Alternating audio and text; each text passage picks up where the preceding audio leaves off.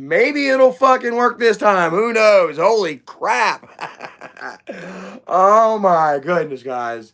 Number 3. Is this number 3? Number 4? Yeah, I guess this is a comeback. Oh well. Whatever. What is up, Charlie? Let's see if this guy's worked. What's up, Charlie? What's up, everybody? Let's see if this actually works this time. Damn, Miss Chrissy in the house, Brenda Pica, Lucy Weber, Ace Man, what is back? Let's see here. I got to add some mods here. Cool. Miss Brenda Pica. Oh yeah. Oh yeah. We got it going here. Miss Rebecca Spratling in the house. What is happening? Is it 8 o'clock? You guys I got my fingers all up in you guys' face, guys. Thankfully, I washed them. Yeah, but they're still not a very pretty sight, guys. Take a look at that, man. Look what I've been doing to my damn fingers, man. I really need lotion. Look at this one, guys. This one right here, man. It's actually got a crack in it. Look. You can almost pull it apart. Italian girl, what is up? Edgar Garcia. Dory Dez, much love from Canada. Like, the camera is right here. Can we flip this? Wonder if we can flip this. All right, orientation is locked. Guys, we're just not going to have a very smooth live stream here tonight. I don't think so. But whatever, guys. Look, I've got the finger all in your damn face. Yeah. Italian girl says, use coconut oil for your fingers. Yeah, Erica's got this really good stuff that I like that she puts on my fingers, you know. After each break, man, she'll come in and she'll do. We come back in and I'm like, baby, I need something for my fingers. She uses this stuff that's almost like a cake batter. I swear to goodness, guys, man. I was about to say taste. I'm sitting there eating lotion while I'm at work. Smells exactly like cake batter, dude, and it is wonderful. And it does work wonders. And I got this other stuff, some what's that other stuff that you got in there? Some stuff that I was using earlier or whatever, bro. It's almost like just like a revitalizing lotion, I think it said. And dude, work miracles. So guys, thank you all. 2,000 subscribers strong. It's like we never left, man. I appreciate all the love and support, man. You know, a lot of shit went crazy there, man, for a minute. And all I did was just try to come out, you know, and stay positive and show the family a good time and shit, you know. And then shit just went bonkers, haywire, off the rails ever since then, you know. And, man, I felt like I was fighting a good fight. I was trying to fight the good fight, you know. And, you know, eventually I was just like, you know what, bro, I've just got to damn just focus on me. You know what I mean? After damn JC pretty much gave me up, told everybody where me and Erica worked, and would go on to fucking say that I beat Erica and that we're heroin addicts and shit like that, guys. You know, I'm like what the fuck, guys? Like, it's got to learn, man. Like, really, like, all of you have came forward and you have told me, you guys were like, you know, Charlie, hopefully this is a learning lesson for you, man. You know, that that side, that family is just toxic for you. You know, no matter how much, you know, that I try, you know, that I reach out, that I show that, you know, that I've changed and stuff, like, you know, like, they haven't. Like, they are the same fucking toxic jerks that they were, you know, 4 years ago. You know, that did nothing for my for my growth, you know, back then, and they're doing nothing for it now. If anything, they're just trying to hurt it. Like I said, Michael was milking JC for information as to where I worked and shit, you know, only to try to use that, you know, against me and Erica, you know, in hopes that, you know, they weren't using it to them, you know, to be like, okay, yeah, they're working somewhere, or get with our work and throw us a surprise party, you know what I'm saying? Like, they're doing this shit to, you know, to try and fucking take away what we're building for ourselves, you know, and thankfully, you know, they can't do anything, honestly, guys. Like, you know, younger me would have been, you know, scared. You know, a less wiser me would have been scared. perhaps even working for less of a company would have had me scared. You know what I mean? But you know, I feel really safe and secure where I'm at, with what I'm doing, the work that I'm doing, the quality of work. You know, both me and Erica. You know what I mean? Erica is technically a fucking boss. Love you, baby. I'm not gonna talk too much about what we do and shit. You know, but Erica's a fucking leader, dude. She leads a group of her own people. I can't, you know, work with her. That goes against, you know, the conflict of interest, you know, but that helps me thrive and flourish in other fields, you know. And yeah, you know what I mean? Like, there's nothing that fucking trolls and losers, Michael and Isaac, them can really do to take that away from us, dude. You know what I mean? He keeps bringing up this whole bullshit, you know, where, you know, I mean, it makes me cringe every time. You know, you've all seen the videos, you know, of me threatening to damn, you know, rape wives and kids and yada yada, you know, shit that, you know, mistakes that I made while fucked up. You know, mind you, while, you know, I can't, you know, just sit there and use the fact that I got all screwed up, you know, for the mistakes that I made. You know, I've manned up, I've owned up to every single mistake, you know what I mean, in my life, you know, in my past, you know. And that's pretty, like, this is what Isaac says. He's like, oh, I'm going to use this to show, you know, to get you fired. Like, no, you can't. No, you can't. It got blah. You're not going to be able to use your personal vendetta that happened almost 5 years ago, almost 4 years ago now, guys, against me. You know, yeah. You know, so I was kind of dealing with that. You know, over the past week and a half. Erica, she's been doing her thing, guys. Like, she's been what to say? She bought a tent, which actually didn't show up. I got to return it tonight. But she's been calm, cool, relaxed. You know me, though, man. It's been kind of, I've almost been walking like this cord of tension for how long now, man? How long now? I'm like fucking going on 4 years now. You know what I mean? Like, because fuckers are just, you know, I don't know. There's fuckers out there, you know what I mean, that like to take these mistakes and shit that you make and they hold them over your head for fucking ever, bro. You know what I mean? Just something to have over you. They want to lord over you, and they will use this shit against you forever. You know what I mean? If they can, you know. And and unfortunately, I guess, you know, kind of Miss Cottywomple in the house. What is up? Let's get you in here. Right there, yeah. Ms. Glowa, what is up? Says those people are toxic as hell. Super toxic, nothing but toxic, guys. Like I said, I took a break, you know, really just kind of focused on me and Erica, you know, and tying up loose ends and kind of, you know, protecting ourselves and seeing where we were and where things stood exactly and shit, you know, and you know, feeling a lot better about that, you know. But you know, like, you know, just so super toxic, you know, like, I don't know, man. Like, I kind of lose my train of thought trying to read you guys while I'm on this, mobile app, you know. Yeah, super toxic. Like I say, I would take some time off, you know, and kind of focus on myself and make sure that you know, that we're good and that we're safe, you know, and shit.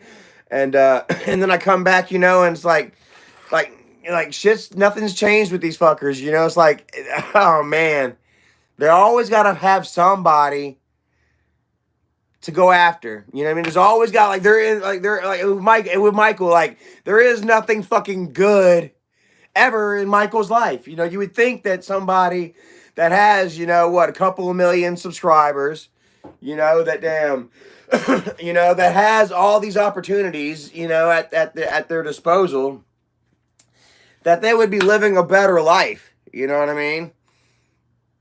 And I click over and I see some shit like more family drama, you know, on Michael's channel or whatever, you know, and it's a picture of Doug and mom and shit. And I didn't watch it. You know, I kind of checked the comments just to see what was going on, to see like what exactly what they were talking about. And I guess it turned out to be some form of clickbait. I guess maybe they somewhat kind of touched on on everything that went down on the child abuse. Did they touch on the child abuse? Did they talk about, Johnny getting choked out by Jennifer's boyfriend? Did they talk about that? Did they talk about taking mom's phone because she called DSS on Jennifer for her shoddy mothering? Did they talk about how Michael and Jennifer both admitted to the fact that the boys do drugs and the house that they're hanging out with fucking Kyler? Kyler's the one that he overdosed, let Johnny overdose last year. And he's choking Johnny out this year. Oh, guys, and they think that just because the channel was taken away or whatever, that people forgot about that shit. But one of the top comments, is like, yo, Michael, you took your mama's fucking phone away, you asshole. You let fucking Isaac call mama fucking racist. Who remembers that tweet? Oh, yeah, Miss Tina's cool, I guess, but she's, I don't like racist. And people are like, well, do you care to expand on that? And Isaac's like, she didn't vote for Biden because she didn't like Kamala. Then you had Kimberly coming out there fucking talking all kinds of shit about mom just because mom wouldn't go along with their narrative, the whole rape narrative. Kimberly come back out with that shit like, oh my God. And you guys saw right through that shit like, yo, what the fuck? Charlie's going back at it with them and all of a sudden Kimberly comes out of nowhere after how many years? Hadn't posted a fucking basic ass Betty Crocker recipe in fucking a year and a half. And here she is. Oh yeah, Charlie raped me and my mom and know about it. Oh my God, guys. How horrible is that? And she was like, and my mother knew and she's the bitch, yada yada. They're trying to push mom away. And now here's Michael with mom. Michael's hugging her and kissing mom. Mwah, mwah, mwah, mwah, mwah. Right on cue, right, guys? Right on freaking cue. K-Zurf, what up, man? Kevin, yo, it's so crazy. Check this out. So, guy was talking with Erica at work the other day, and he was talking about watching. He had seen some of our videos, and we're like, huh, what are you talking about? Erica's like, our channels just got taken, and the guy was like, well, aren't you Kevin Zurfus? And we just laughed. I was like, oh shit. Well, once I heard about it, but Erica just laughed and told him, that was a good friend of ours. So yeah, I got somebody from work watching your videos thinking that it was my channel. So pretty good stuff. And guys, you know what? I actually feel so relieved. You know what I mean? Now that the cat's out of the bag, you know what I mean? JC betrayed my trust, stole my video games, told everybody where I worked, and he got blasted all over the internet and shit like that, I feel kind of relieved, man, because, in my mind, there was always they could find out where we worked. So at one point, they could find out. And I always kind of had that fear, Well, now that, the cat's out the bag, boom, they fucking know, whatever, And it doesn't matter, bro. Everything's going to be okay as long as I go to work, do my thing. I ain't missed a day of fucking work since I started. I lie. I missed a day, this is my second week of work. December 15th or some shit like that. And so I ain't missed a day of work all year. You know what I mean? Advancing. I've moved up freaking 4 positions. Me and Erica, we both catch on real quick. Like I say, Erica's a freaking boss, bro. And yeah, as long as we keep our shit together, you know what I mean? There's nothing that these fucking loser trolls can do about it. Even old past internet bullshit. That's just the way it is, And as long as I keep myself together, guys, and that's always been the key. That has always been the key, as long as I can keep myself together, you know what I mean, then everything's going to be all right. You know what I mean? My life will just move on, and continue to grow and flourish, And as long as I stay sober, man, here we are, 4/24, man. One more week, I'll be 11 months sober, and then another month and a freaking year, dude. And I never in a million years, dude, would imagine that I could say that I've gone a year without drinking. Drinking was my thing, dude. Man, I remember there was a time, guys, where I would be afraid to go home and not drink, man. I swear to goodness, man. I would be like, well, what the fuck am I gonna do with my whole night? If I'm not drinking, you know what I mean? If I'm not tore up from the floor up, if I'm not getting it in, you know, and letting loose and shit, what am I going to do with my evening, dude? Even like 4 or 5 hours sober was like, you know, was terrifying for me, quite honestly, man. And here I am going on 11 months, dude.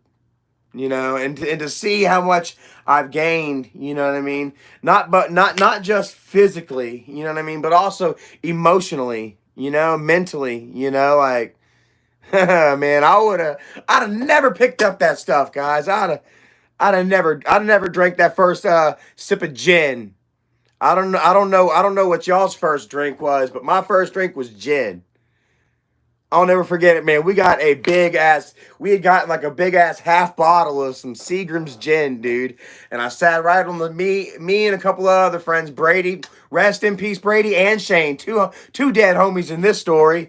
Brady and Shane, we both sat on the side of Shane's house, and got hammered, bro. Fucking, oh my god, dude, like. Oh my god, I was so hammered, dude. I know Dad knew I was fucked up. I came back in the house, guys, and I mean, I just stumbled, going to bed, bro. Just straight stumbled into bed, laid down, and I mean, I puked all over the side of my bed, down the fucking, dude. Like, forget about it. Like, it is your classic damn, you know, drunk story, you know. I mean, I would go on to actually not even drink, you know, for a while after that, because I wasn't like the first time I got drunk, I was like 14. Like, I was young, you know. I wouldn't actually go on to actually have a problem with drinking, you know, until I was old enough to actually afford it, you know. And yeah, typical gaming is confused. Why are you typically gaming? Says, is this a live stream or premiere? I don't know what this is. What is this? You tell me. I guess it's not a comeback, right? Miss Donna J in the house. I love you so much, man. Thank you for always following with kindness and wisdom too. Says Mike and them live in the past because they live miserable lives doing nothing. The only thing we should look back on is good memories. Sad they have hate, drama, and food for memories. Well, you know, like I was thinking about that as well. You know what I mean? Like, you know, I felt like a major blow was one. You know, was thrown and won for me. You know, in this recent bout of exposure, I guess as it was. You know, Michael trying to make a fake video about me. You know what I mean? Kimberly and Jennifer both trying to come back out with their bullshit, fabrications and lies after, you know, the fact that I exposed them for, you know, the child abuse and shit, you know. I mean, you know, just all this shit, you know, like you guys are just sitting back and you guys all have watched it, you know, like you've watched it all play out and shit. And, you know, like, yeah, man, like they just are just, I don't know, guys, like, how was I saying? Yeah, like I felt like it was a major win for me because like, but guys, I'm getting ahead of myself, man. Here, like, yeah. So like I said, I felt like it was a major win for me, you know, and just the fact of how they exposed themselves, basically, you know, with their manipulative behavior and bad acting, you know, and also with me, you know, doing the right thing and showing you guys that I'm not a fucking bad guy. You know what I mean? I'm not what they say I am, you know. And you guys see me walking a different path while they're doing and playing the same tricks that they have played, right? So I feel like it was a major victory for me, you know what I mean, in the credibility department. But you know, it's like a huge fucking blow to the Angry Grandpa's legacy.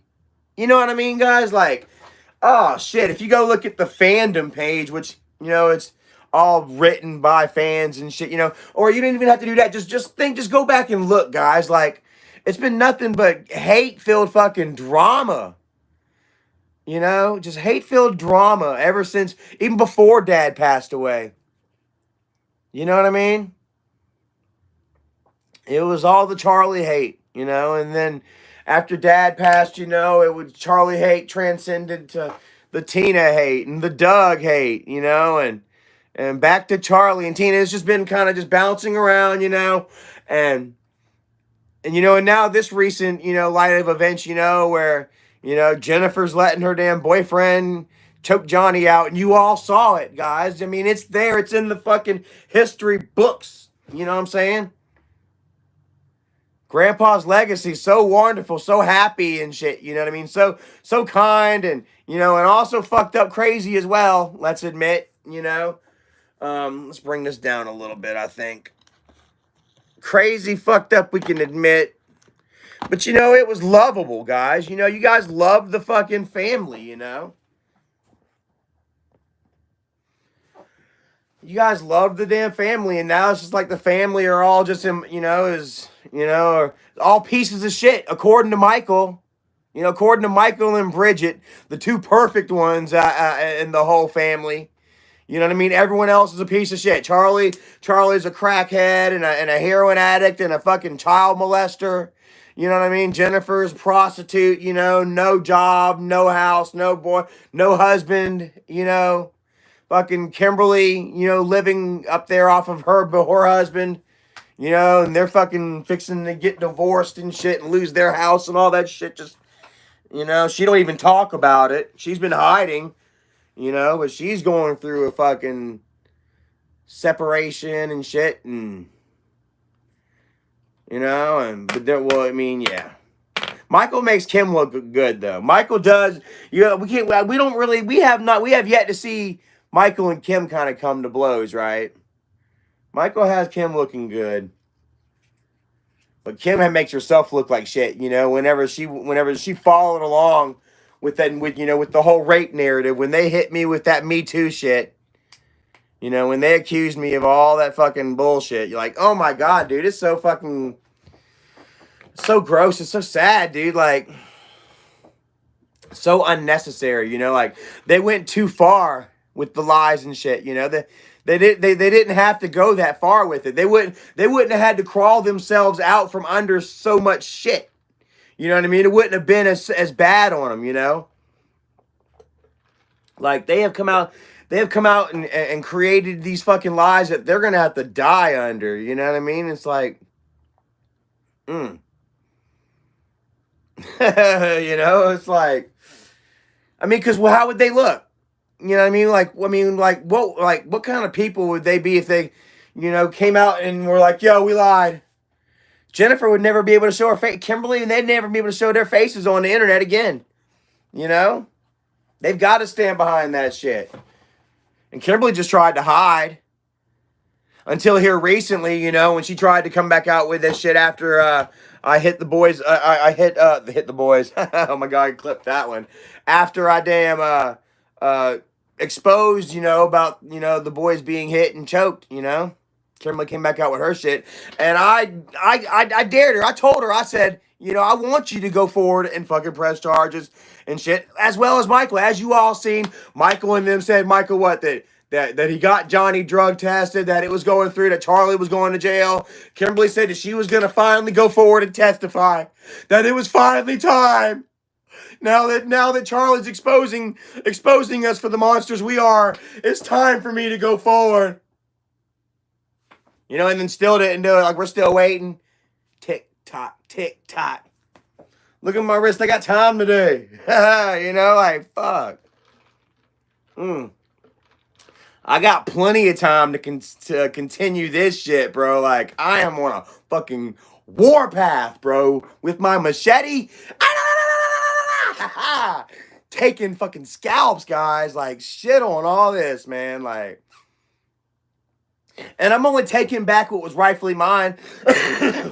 What was wrongfully taken from me. Like, yeah, I screwed up. I fucked up. I got drunk, and I came out with some family secrets that I had no right coming out with, and I apologize for that. I'll forever be, regretful, to Dad. That ultimately ended mine and Dad's kind of our relationship right there. And it never, had the chance to come back once that was it. Like, that was it. Michael was... And there were so many people involved after that. So many people emotionally and financially involved. With separating Charlie from the family and shit, and painting me out to be this monster, that a lot of people bought into for for years. You know, how many of you bought into it for a little bit? You know, how many people we got here? 233 people. Thank you all for watching. Means a lot to me, man. First live stream, and we got over 200 people. That's kick ass, man. That's over 10% of the subscribers. I love it, man. Anonymous didn't believe, or Anonymous was on the other side. Yeah, Trex Wheeler says, no offense, but how long are you going to use your family for content? It's getting old. Well, don't you know that's what the kid behind the camera, the whole channel's about? Using the family for content. Let's go back. Rewind. How far you got to go back to see Michael using family for content? Talking about using family for content, Michael would be the one to say that that the boys were not his problem. How many of y'all heard Michael on the live stream the other night? It's still there. You know, a couple weeks back or whatever, Michael said that the boys are not his problem, that he's got his own children to worry about. You know, but every time they get in trouble, Michael's right there with the camera. Oh, JC's in jail. JC just got out of jail. JC's going back to jail. But they're not Michael's problem. Michael just wants to be there with the camera so he can damn get what he can get out of it, so he can expose and profit. Now, you want to talk about somebody actually profiting off of the exposure of their own damn family? Michael has made millions off of it. And he's not giving any back to any damn body. It's a little bit here and there, but you're going to pay for that shit. You think Jennifer actually enjoys any of that fucking money that she gets? No, Michael puts her through shit. You think Kimberly enjoys what she gets? Her mom enjoys what they get? No, they do what they're told. So, just to put that out there, how many of you guys agree with that? 240 people in the house. Give me a heart. Give me a thumbs up if you agree with that statement. You know? They want to talk about pedophiles and stuff. They don't want to talk about Michael hooking up with Bridget when she was 14. And yes, Tess. Technically, she was 15 when they went on that date, but they were talking when she was 14. She turned 15 in August. The movie was in October. They were talking for months before they went out. Everybody throwing thumbs up on you guys out there. Sounds like they're all still agreeing. Michael, you're a big turd. You're a big turd, Michael.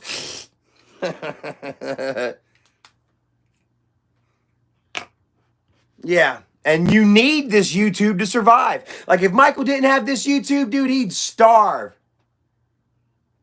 He would suffer so damn bad. He's got no skills any sort of way. Except for what? Throwing little fucking thumbnails together. Glorified thumbnail maker. Bro, like. And he even lost that job. Gave it up. Some other people. I don't know. I don't pretend to know his life or his business, what he has going on. You know what I mean? I just know that he fights fucking tooth and nail and damn throws as many people under the bus and hurts as many people as he can. Doesn't care either, just to keep his little YouTube channel. You know what I mean? Constant damn lies and clickbait. Bridget got arrested. Saying Bridget got arrested. Michael saying he got burned up. How do you like that shit for karma, guys? Michael got his head all burnt the hell up. Looking like a fucking Fatty Kruger. Start calling him Fatty Kruger. Disclaimer, I stole that from Jeff Ross. But it fits him really well. Old Fatty Kruger. Maria says she laughed at that. Yeah, Jeff Ross, dude, ladies and gentlemen. He did that roast to a fucking war veteran too. I was like, oh my god! Like, if you guys haven't seen it, man, type it up, Fatty Kruger. So that's gonna be Michael's new moniker, Michael, aka Pickle Boy, aka Fatty Kruger. I think that fits well. What do you guys say? And you know, he deserves it. Like I say, like, Mr. and Mrs. can't do any damn thing wrong.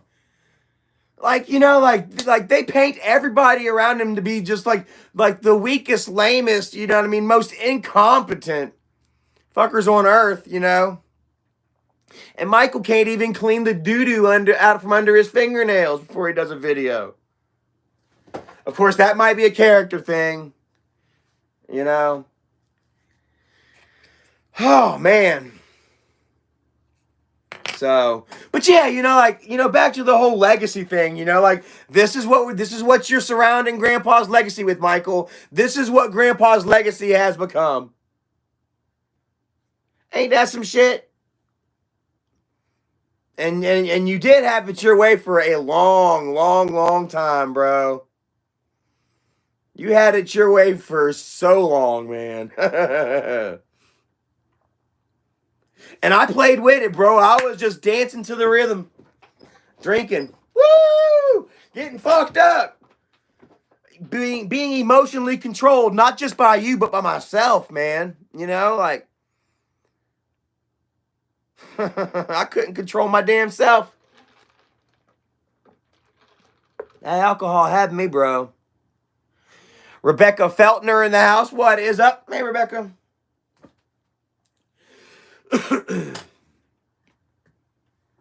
Yeah. So,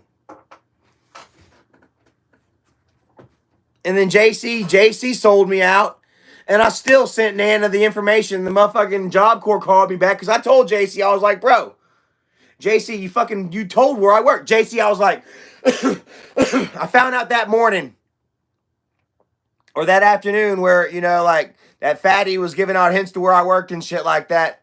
And then so I went straight to JC. I said, you told. I was like, no, I didn't tell. You know, I was like, you didn't tell. No, I didn't say nothing. You know? You know how JC talks. And so I was like, bro, what the fuck did what did Michael ask you? And he's like, well, all they asked him was was where I worked at. So they kept asking him over and over and over and over again where I worked, but he said that he wouldn't tell him anything, right? And then the next day, fucking Fatty's giving out hints to where I worked and shit. I told JC, I said, why the hell would they grill you for where I work if they already know? If the next day, you know, they're sitting there spreading it around everywhere. You know? Common fucking sense, JC. I said, I know you fucking told. Just tell me. Just be fucking honest with me, bro.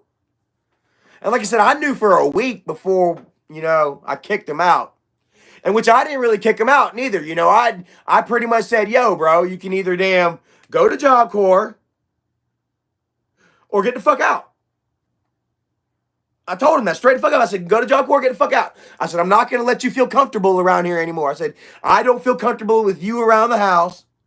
You know, and like kind of spying on me and shit. I'm not going to let you feel comfortable around here just hanging around. It's time for you to shit or get off the pot, you know? And then that's whenever he left and stole my fucking games and shit and then lied on us. Trying to act like the victim once again. Going back to victim blaming like they always do. You know, that's what this has been like. This has been a constant game of fucking victim blaming with their asses for the last 4 years, you know? They fuck you over and then blame you. You know? And it's garbage, bro. I really learned, man, like, you know, to stay away from that crowd, bro. To stay away from the green group. The green bunch. The green man group. Told Erica, let's go ahead and get married, and I'm going to change my last name. I'm going to be Charlie Rowland. What do you guys think about that crap, bro? I need to get as far away. You know, and I love my mom. I'll keep her on Facebook, and we'll talk and stuff like that, you know, but, you know, like with the rest of them and shit, you know, just... Somebody asked me earlier, they were like, yo, what's going on with JC? What's going on with your nephews? And I'm like, yo, not my business, not my problem. I got my own shit to worry about, you know? I got my own shit to deal with, you know? How many times you step your toe in the water and you let the fucking piranhas bite it off? For long, you ain't gonna have any toes left. You know? Old Mike Texas, much love, says your mom is great and glad that you have her. I'm glad that I get to talk to my mom too, you know what I mean? Because, you know, we've only got one life. You know what I mean? We've only got, you know, this time on earth, you know? It's all we have, you know? And to not be able to know your mother, you know, and to not be able to get close and you know, with those that you love and care about, you know, it's a real shame, bro. You know, like I always live with that, you know, the guilt and the shame, you know, the like sadness that, you know, that our family is where it's at, you know what I mean? And you know, you always see me kind of try to come forward and try to bring it back together a little bit or something, you know, but I just can't keep my damn mouth shut. You know what I mean? I just can't sit there and have somebody tell me what to do and be controlled. You know, it's just not going to happen. You know what I mean? And I mean, if that's what it takes to be part of the green hierarchy, apparently, you know, they want to act like it's some kind of white trash fucking royal family situation. What the fuck ever? You know, like I'll be Prince Harry. You know what I mean?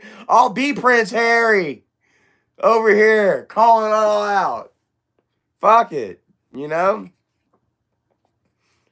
Because, dude, like, because you're not the boss of me now. You're not the boss of me now, and you're not so big. Love that show. But really, man, it's like that, man. Like, I've always danced to the beat of my own drum. Like I say, me and my dad. Like, so I was talking with somebody, guy at work today, man, or maybe it was yesterday, and he was talking about, he's like, you know, you ain't supposed to have favorites, but I love my daughter, my oldest daughter. I love her more than my other ones. He said, because she was so much like him. Says that his daughter is so much like him that he just has more love for her, you know, inherently than he does the rest of his children, you know? And I told him, I was like, you know, that's kind of weird, you know, because considering the fact that me and my dad were so much alike that it caused us to bump heads. You know what I mean? In a lot of ways. Like just, we were just too bullheaded, you know, to coexist. Too bullheaded to freaking coexist. And I went on to do my own thing. And if you see now, like, if you remember the video, I have it here, what, Dad's video for Susan. My cousin Susan, much love to you up there. I know you and Daddy are chilling out right now. Looking down on me with love right now. Love and strength. But if you'll remember that video there, Dad confided in you all, you know, the fact that I can't be controlled, you know, that I am my own man, that I will seek my own destiny, you know. And that Dad just had to let me go. Dad may not agree with my choices, you know, in the way I choose to live my life, but he loved me for it, you know, and that there was a certain amount of respect there, I guess, you know, between us, you know, despite that spite that I'm sure that he kind of had for me, you know what I mean? Maybe there was a certain spite and anger towards his oldest son, you know what I mean, for not turning out perhaps the way that he wanted me to, I think. I'm sure that might have changed over time. You know, we all mellow with age and shit, you know. But I'll never forget it, man. I was thinking about it the other day, bro. Dad told me one time back in 2014 when he would send me to go stay with Jennifer and Jamie way out in fucking Monk's Corner, South Carolina, to watch the boys. The first time I would go watch the boys. And Dad was taking me out there. It was a long ass ride, and we were just rattling on. We hadn't seen each other in a long time and shit. We had reunited where no, that was actually when I moved to his house. But anyway, so we were talking and shit, and he said something that kind of hurt my feelings, guys. I won't forget it, man. He was like, you know, Bo, smoking his cigarette while I was riding. You know, Bo, Michael is the only one, while he was talking about like their internet money, you know, like they were You know, they're internet rich. You know what I mean? And they were raking it in. You know, internet money. It's fucking sweet. And but anyway, Dad's sitting there, he's chewing on a cigarette, and he's fucking steering and talking and shit. And he's like, you know, Bo, Michael is the only damn one that I taught that you could do anything you want in life. You know how to say no. You could be anything that you want to be. He's the only damn one I taught that. Couldn't get that at the rest of you. And I felt really down, guys. I was like, shit, like, fuck, that kind of hurt my feelings, I was like, shit, like, yeah, I am a piece of shit. I'm going to go live with my fucking sister and her boyfriend, to be a nanny, to be a manny. You know what I'm saying? Fuck can I say to argue that, And I remember I told Erica about it, like it's something that kind of sat with me. He told me that back in 2014, guys. And I'm sitting here telling you this story today like it happened yesterday, man. I closed my eyes and there I am. I could smell the Doral ultralights. I could see that chewed up, stained cigarette butt in between his fucking fingers. Even got teeth prints in the motherfuckers. And so I told Erica about it. And she put it into a different perspective for me. She was like, well, how come he didn't teach you? How come he didn't try? And I'm like, well, yeah. What the fuck?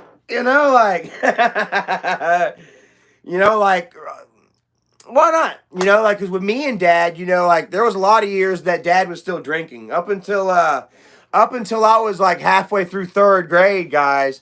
Dad was still hanging out with his buddies, drinking on the side of the house, King of the Hill style. Swear to God, out in Goose Creek. I'll take you by the house and show you one day.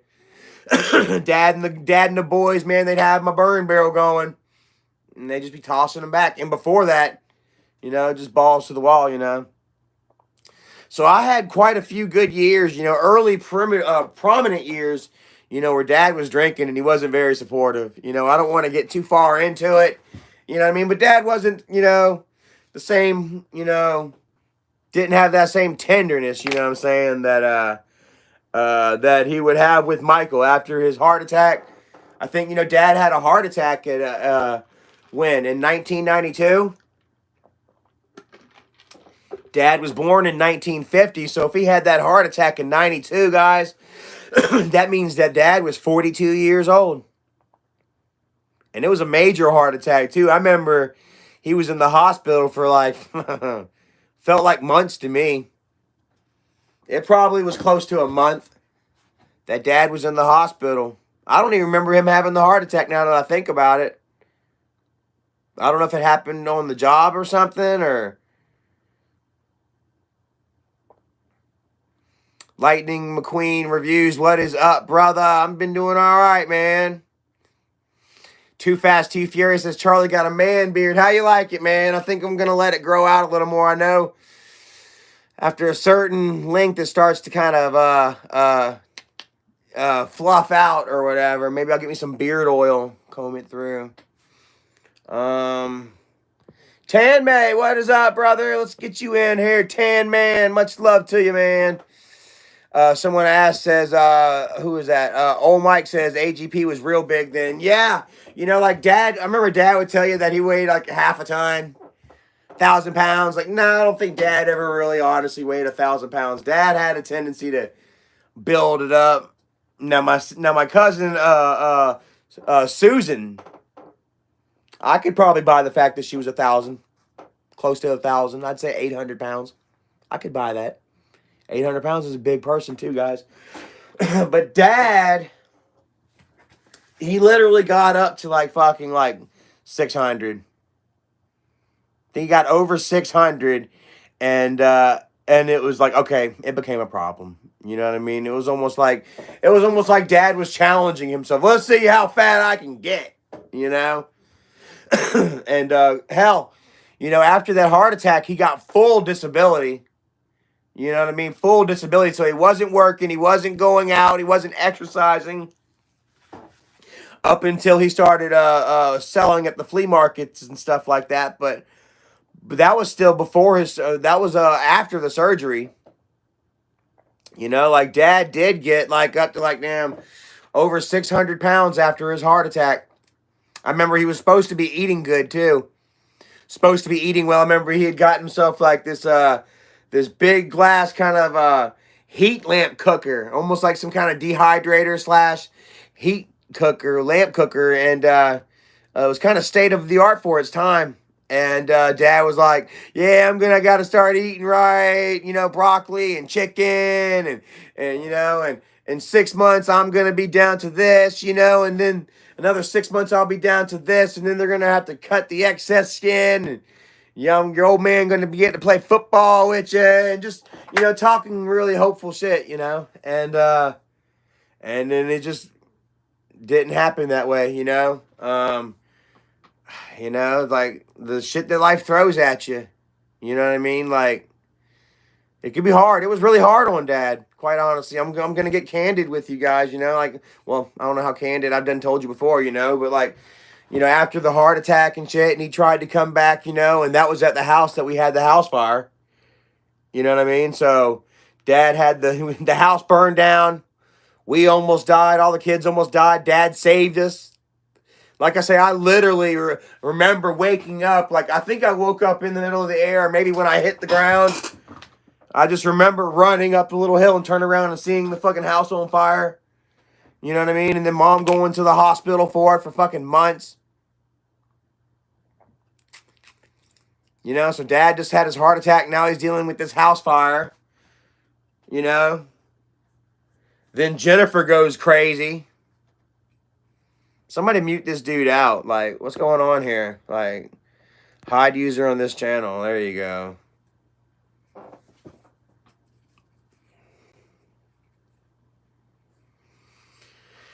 And like I said, I didn't really want to get into it, but yeah. Barking Bat 29 says, Michael said Nana lit the fire.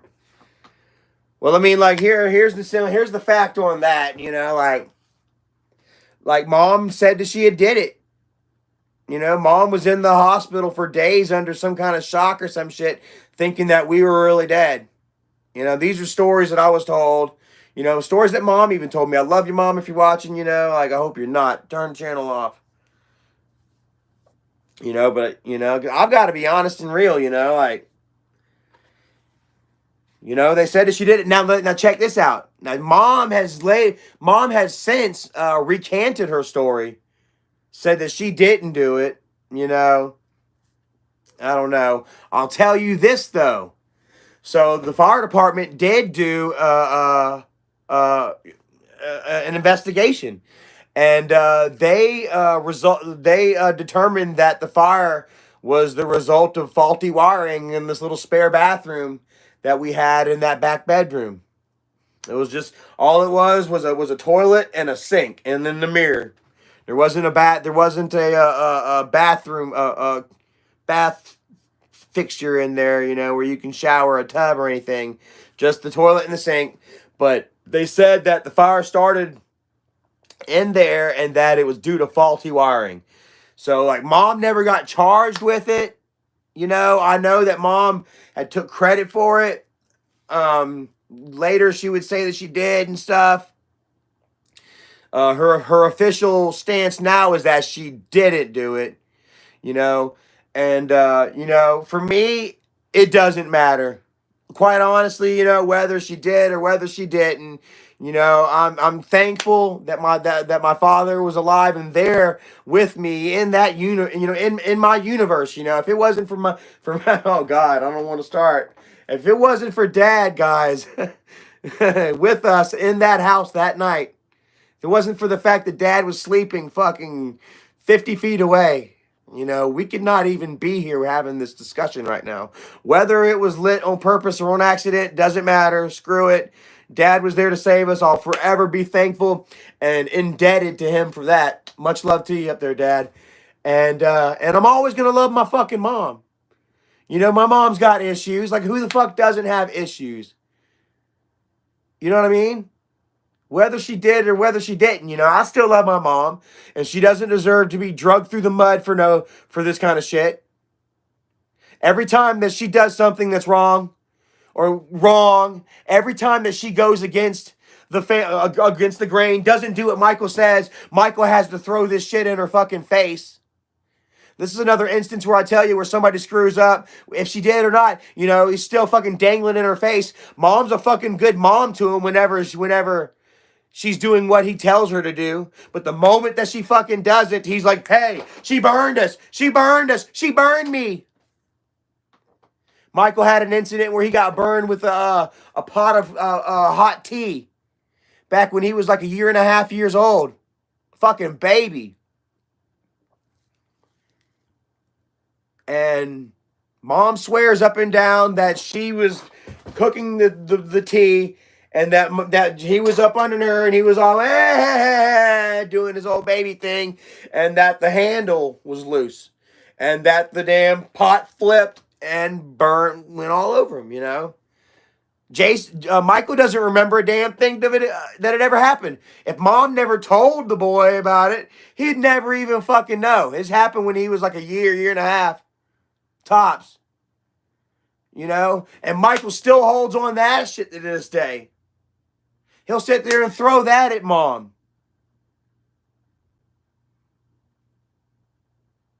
He threw the whole fucking damn house at her ass. Threatened to kick her the fuck out of it over this whole shit about Johnny getting choked. All because she damn rightfully notified CPS. And I'm sure that they're still investigating right now. Because that place is fucking disgusting. Drug use going on. Drug addicts, fucking thugs, fucking gangbang members. Gangbang members. 300 people watching. Thank you all. And instead of doing the right thing about it, you know, and owning up to it and saying, hey, Jennifer, get this fucker out of here. Clean the fucking house. I told Jennifer and Michael, I said, y'all want to take care of it? Because that night that Jacob fucking went ballistic and got sent to the fucking, to the boys' home. Come to find out he's got PCP in his system. I said, Jennifer, I understand that you can't be there all the time. Here's what you do. Put cameras in the house. Put cameras in the house. You can look at it on your phone. And you want to see what they're doing at all times. I was sitting there giving solutions to them to how to try to figure this shit out. Instead, Johnny gets choked by Jennifer's boyfriend, posted on social media, and they do everything they can to throw it under, sweep it under the rug. Instead of trying to find out what the hell is really going on, Michael makes Johnny do a fucking video saying I gave him drugs.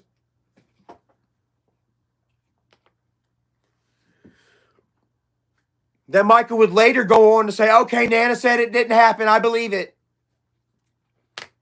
Well, why'd you make the video in the first place? Why didn't you go and find out? Why didn't you straight come and ask me? Hell, Michael was calling them like fucking every damn, like on the hour while we were down there on vacation. I don't know how many fucking times Michael called to say, hey, what are y'all doing? Oh, went to the doctor. You want to hear about my test results? Not really. We're trying to relax on the fucking beach.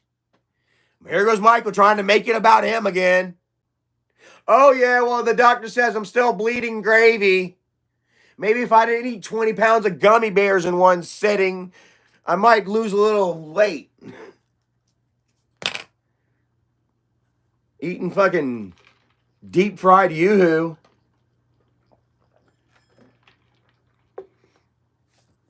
Swear to God, man.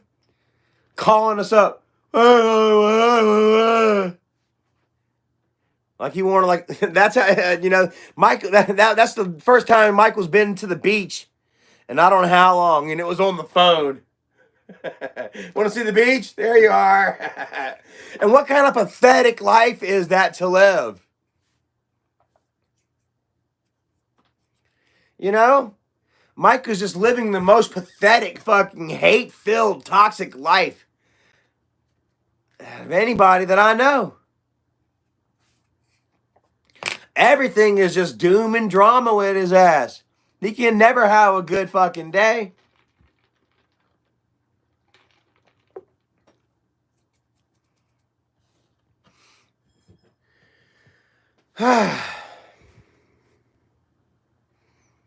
Stasia Hart says, I have no idea who you are or what is going on, but you are making me laugh. All right, cool. Mermaid Siren says, Johnny is clearly lying while Pickles is clearly coaching him. I have never heard of a blue weed or pill bar. I think they might have been talking about Xanax or something. I don't know, bro. Like, I don't know, man. Like I said, it was so awkward and just forced and random, you know, that nobody believed it. What is that video at now? Like the likes versus dislikes was astronomical. Let's go ahead and let's go right here to let's go see here. I'm pulling it up right now. Where's it at? Oh no, they actually put Fatty actually put this on his channel. BR, dude, I typed in BR breast. Exploring your breast surgery options. There you go, Isaac. You might want to look into that. I'm sure them things fucking clap together when you're fucking jogging. Oh, who are we kidding? You don't jog. Okay, let's go ahead. Did he delete the video? Oh my God, please say he deleted the video. Nope, it's still there. 14,000 views 2 weeks ago. The weed wasn't. 300 likes. There's more mouth breathers than I thought out there. To 700 dislikes, guys. And my friend Miss Rebecca Cottywomple, she was all like, you know, JC or Johnny was bragging about, you know, what kind of games he got, these new games, and Rebecca was like, I hope he enjoyed them. He sold his soul for those video games. And I was like, yeah. But you know what, Miss Rebecca, it's actually all done in my favor. Like JC, I mean, Johnny and them did me a favor when they faked this video right here, guys, because all they did was expose themselves, show you guys that they have the capability and the mindset to fake a video like that and put it out there on the internet, expecting you all to eat it up. And it throws it casts a shadow of a doubt to the first time. I told you all the first time was all made up bullshit. And a lot of you just didn't believe me, understandably. But here you all now, man. You're seeing the same shit. Like Michael and them, they do every single thing that they can to make you all believe, you know, that I haven't changed, that I'm still the old, you know, alcoholic, out of control, fucking gunslinging Charlie, you know, and. But as you all see, they're the ones that are playing the same fucking games that they have been playing since 2017. Still reading from the same script, you know, hoping that you guys eat into it, you know, like you did before. And it's just not happening. Ace Man says, what's he got here? Wolfpack, help a brother out. Sub to my new channel, please. Everyone go check out Mr. Ace Man, bro. Show him some Wolfpack love. Subscribe to him and shit. Yeah, man, I would like to definitely share this share this gift, man. We're already at 2,000 subscribers. That is so freaking amazing. You know, like there are people that don't ever get to 2,000, you know, and here we are. We got to it with only 2 videos, you know, within a couple of weeks, you know, and dude, it means a lot to me, bro. It shows that you all care, that you all are still following, you know, that you believe in me, and you know, that I'm doing the right thing, guys. It really does mean so very much to me, man. Quite honestly, bro.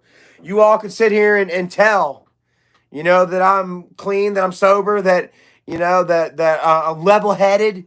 Like I say, man, there used to be, like, back before, whenever I'd get into this shit with everybody, you know what I mean? I'd get wasted and I would just, you know, I would say shit just to trigger people, just to infuriate, you know? And yeah,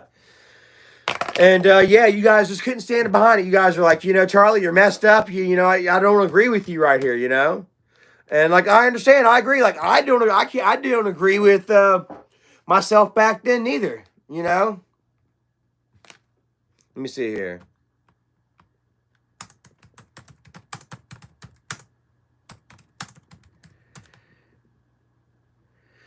Let's see here. Where's this one? All right, here it is, right here. This is where Fatty did a live stream, an hour and 20 minutes long. Either he did these things, do these things. We don't know. You know. Did he do them or did he do them? We don't know. So now he's sitting there talking about this is in his video, January 9th, 2018. This was right after Dad passed away. And me and Michael were getting good again. So Isaac didn't have any choice but to go ahead and forgive Charlie, which is what he did in this video. It's called What is Going On with Charlie. If one of y'all want to find that, share it on the link into this live stream right here. You will see and you will hear that just now, Isaac has just said either Charlie did do it or Charlie didn't do it. After they went months saying that Charlie did this shit. Charlie raped his sisters. Charlie called me, texted me over and over again. And I think that this is actually might be the live stream right here where he admits that I didn't text him, that he actually got the screenshots from Michael saying that I was going to do all that shit to his wife and kids. I would later go on to do it just because, or I would actually say it because, like, you know, fucking, I've already blamed for it. How to say, I did the time, might as well do the crime. I still shouldn't have did it, but so, yeah. You know, when I got done with that video, I kind of went and did a lot of my own research. A lot of my own research found out that Dave was a racist. Oh, Dave. Calling me a nigger. Oh, God, hold on. Subscribers. He just dropped living in his house. And he did. Oh, so he's going after Dave in this now. And loving it so much. What's going on? He had no fucking idea. I'll have to listen to this shit. Surprised as anybody else. Why should we? Michael said yesterday he wants to come to Pittsburgh. Michael said he wants to come to Pittsburgh. Just had to drop that out there. Anyway, so right after Dad dies, me and Michael get good again. Isaac drops in on one of my live streams, dropping donations saying, hey, man, it's all good, man. It's all forgiven. Water under the bridge. Who remembers that shit? And then here he is. He goes on to do a video like, you know, it's time to forgive and forget and move on, man. You know? And this is in, January 9th, 2018. 19, 20, 21. 3.5 years ago, let's go ahead and let's not get too overzealous. Little over fucking 3 years now though. And still the same shit. Still talking about the shit that Charlie did back then. You know? Which is quite fine with all of us, am I right? Because, you know, as long as they don't have anything new on me, as long as I'm not fucking up, you know, then hell, like, you know, everybody's got a fucking past. That's what these fuckers don't understand, you know. They sit there and they want to try to hold it to me, you know, shit that I did, you know, in, you know, moments of fucking drunkenness and fucking drug-induced fucking euphoria, anger, rage. Oh, my God, dude. Fucking frustration. Guys, you don't understand how frustrating it was for me, man. Everywhere I was going for a good solid year there was getting doxxed and I was getting harassed. I mean, I couldn't fucking have a moment's fucking peace. I swear to goodness. And they're still trying to make it that way to me today. You know, like they can't fucking do nothing about my damn job. You know, but they can sure sit there and try and make me sweat. You know? Nothing but just straight up fucking online harassment. That's all these fuckers are. And guys, it really took a toll on me for a while there, man. I was living out of a fucking duffel bag. You know? From couch to couch. Kind heart to kind heart, you know? And every single one of you guys, you know, you saw it, man. And everybody that helped me out, man, they got beat down for it.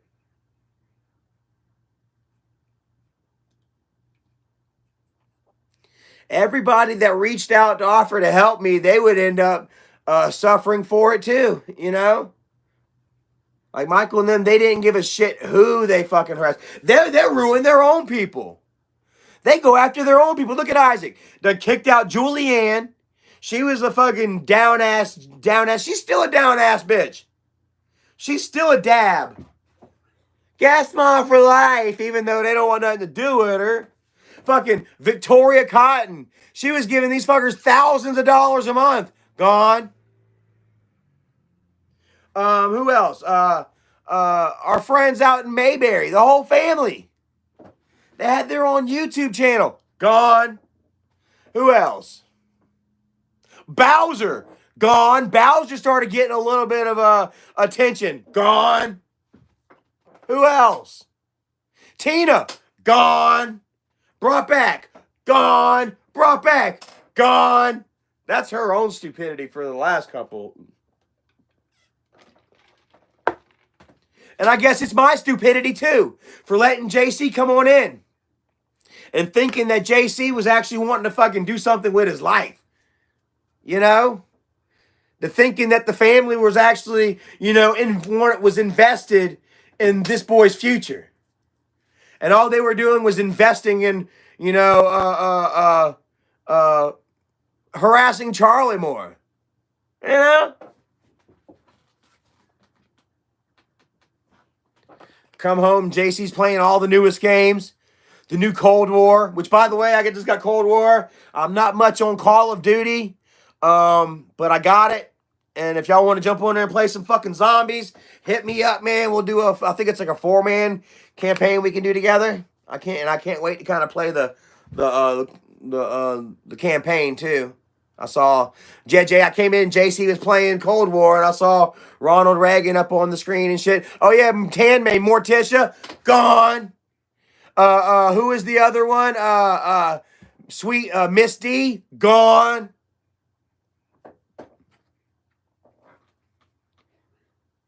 You know?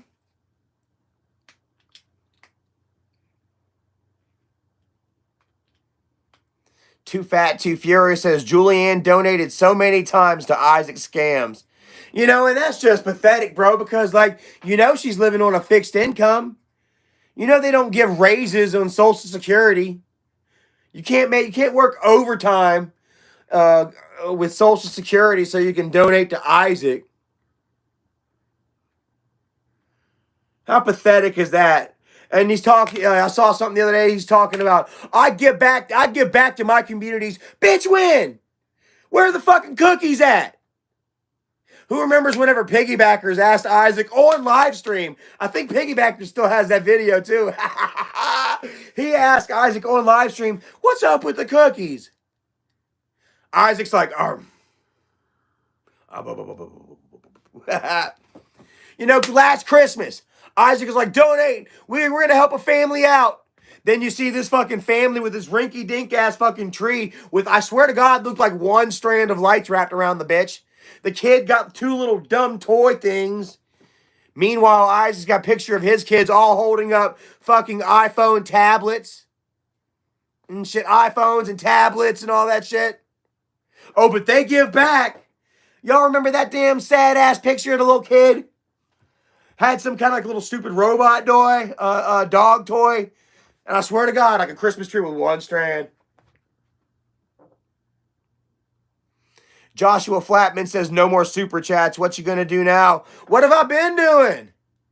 I haven't been living off of super chats before, bro. I work. See these hands? And that's so funny. Like, you know where I work.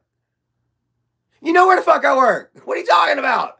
What are these fucking idiots talking about, bro? Like, you know I've got a job. You know it's a really good job, too. And you know where it is, so what the fuck are you talking about, bro? I get paid. I worked overtime today, guys. Woo! Got me 8 hours of overtime in. Over $20 an hour. Yeah, almost 25.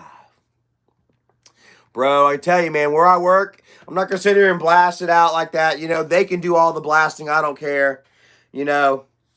But where I work is very awesome, guys. Headquartered out in Wisconsin. I think it's Wisconsin.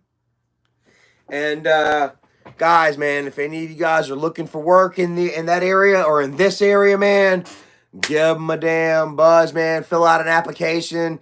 You know what I mean? If you got to pass an aptitude test, you know. If you're halfway smart, you'll pass it. You know, dumbass ain't gonna pass. Nobody from Guest Mob could even get a job where I work at. They couldn't pass the aptitude test. I guarantee. You know. And they like to call Erica dumb and shit because she can't spell. She got some issues with her spelling. So fucking what? Who don't, you know? But she's a team lead, bro. She's got her own fucking crew that she leads. Everybody loves her, you know what I mean, bro? And she's just flourishing, just stepping up and up.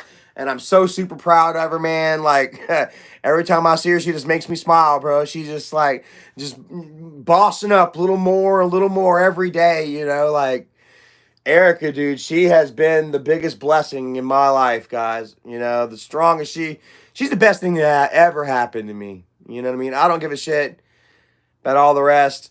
You know what I mean? I love my daughter, Skylar. You know what I mean? But unfortunately, she's been like a great source of pain in my life. You know, not because of her, you know, but because of her mother and because of other people using her, you know, as a tool and as a pawn. You know, she has been a great deal of pain in my life. You know, and Erica has been a great source of growth. You know, and flourishing. I don't know. And yeah, you know, like, dude, like she picks me up by my damn bootstraps and keeps me walking that line, you know. It's almost like I'm Johnny Cash and she's June Carter. You know, she makes sure I walk the line, you know. And it took a while, man. It was, like I said, it was a serious roller coaster ride for me and Erica, you know, and it's a true testament to Erica, you know, for staying with me in those moments, you know what I mean? Because you all seen it and you all know how I get when I get to drinking, you know what I mean? I intend to hurt feelings. I intend to break walls the fuck down and burn bridges and destroy shit, both physically and emotionally, guys. Like, I am just a straight Tasmanian devil wolf king, you know what I mean? And I don't give two fucks about who I hurt, you know? And that's kind of, you know, that's how my dad was, honestly, you know? We don't care until afterward, you know? And, you know, there was many mornings where I would wake up and be like, fuck, I know I fucked up with Erica bad and I talked some shit last night. You know what I mean? And she'll let me know too. Like, there ain't no festering and just let's not talk about it. Let's ignore it. No, every time that I fucked up, you know what I'm saying? Erica always held me accountable. Every single damn time. And her mom too sometimes. I didn't just get it from Erica. Like that night with my Twitch meltdown, you know, I got it from Erica's mama too. Like, yo, you ain't got to fucking Twitch no more. Well, Erica said that, not her mom. And I'm just like, I don't give a fuck anyway, you know. Which I really don't. Like, fuck, what is Twitch, you know? You know? But yeah, man, you know, like they've always held me accountable. And that's what I've needed, you know, like and somebody that won't roll over, you know. That's like, you know, they always say that we tend to hook up with people that are like our mothers and that are like our fathers, you know what I mean? Well, I am so super thankful that Erica isn't anything like my mom. I love you, Mom, out there. But Mom was a super, super big pushover, man. Like, Dad treated Mom like garbage, dude, you know. Called her a slut and a dog and a bitch. And, you know, Mom had her problems with spending her paycheck maybe a little more than she should, you know what I mean? But Dad was always right there. Hey, cough it up, you know? And yeah, he was really abusive to Mom emotionally, you know, and verbally, you know. And that can be worse than mental, you know, like, you know, that's the downside to the angry grandpa. Like, you know, like when the cameras are off, Grandpa's still angry, you know what I mean? And these scars still run deep, you know what I mean? Especially, you know, with me and, you know, perhaps Jennifer, you know? Yeah, you know, like I said, words can go a lot deeper than that broomstick did. You know, that broomstick usually ended somewhere right around. No, that's not here. That's actually a fucking penny loafer right there, guys. I got caught with the heel. Bim! Right there. But right there, I've got spots on my head, you know. I'm like I said, I love my dad. You know, this is not a roast session on my father. But yeah, you know, like words do hurt and shit, you know, like my mom was caught up in that hell, you know, just imagine, you know, like my mom was in that, but you know, my mom had her problems too, you know, like it wasn't like, you know, like she was a angel or a saint or something, you know. Mom would get mad and shit, and she would proceed to tear up birth certificates, you know what I mean, and damn baby pictures.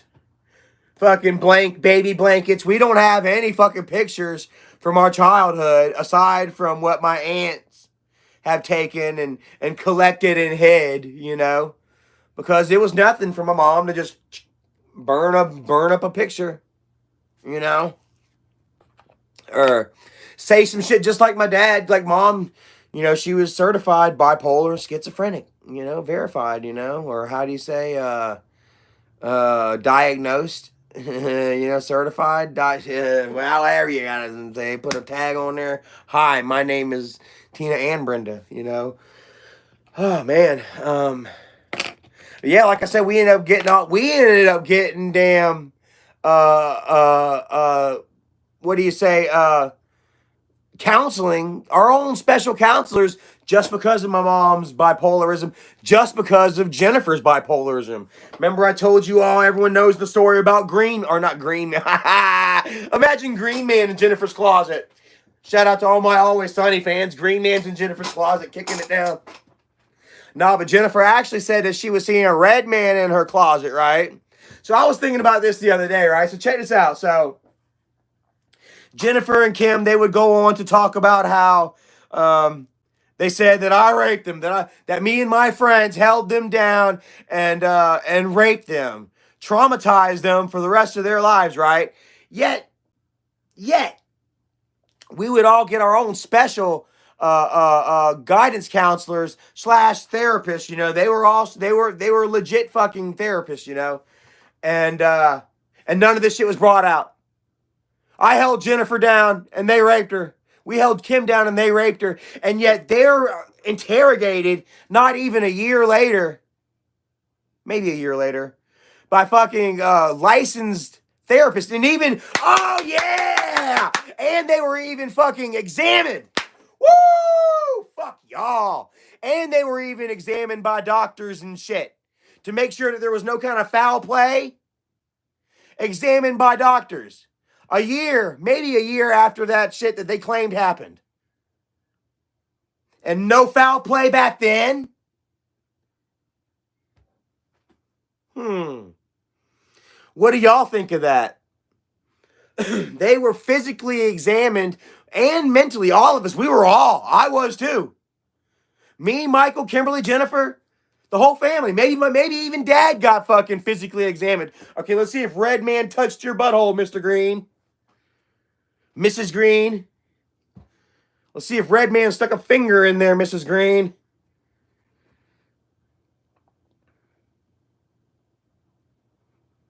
These state people came in with freaking damn probes with flashlights on the end. They went all through our shit.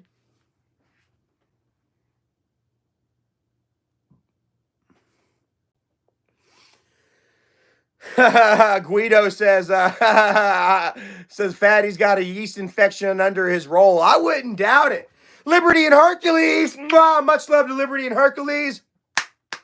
Everyone, please go like and subscribe and follow our friends, Liberty and Hercules. Their channel is awesome. Also, they gave me this. I have yet to get to share it with you all. And I can't really pull it out too much, but it is a silhouette of a wolf howling at the moon. Arroo! If only the woodpecker sighs. The bark on the trees was as soft as the skies.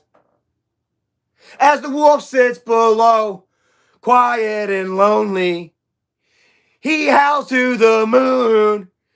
If only.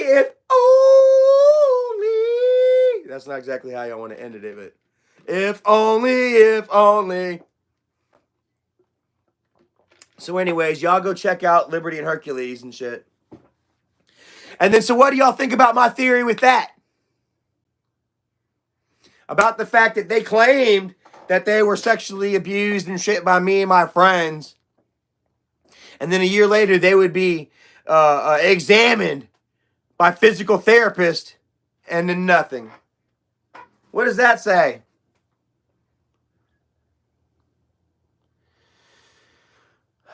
Charlie, what do you think about Ozzy? Bro, Ozzy's the motherfucking man. I think I'm going to cry when Ozzy dies. What up, Uncle Dougie? Uncle Dougie in the house. Everyone show Uncle Dougie some love. Oops. Much love to you right there, Uncle Dougie.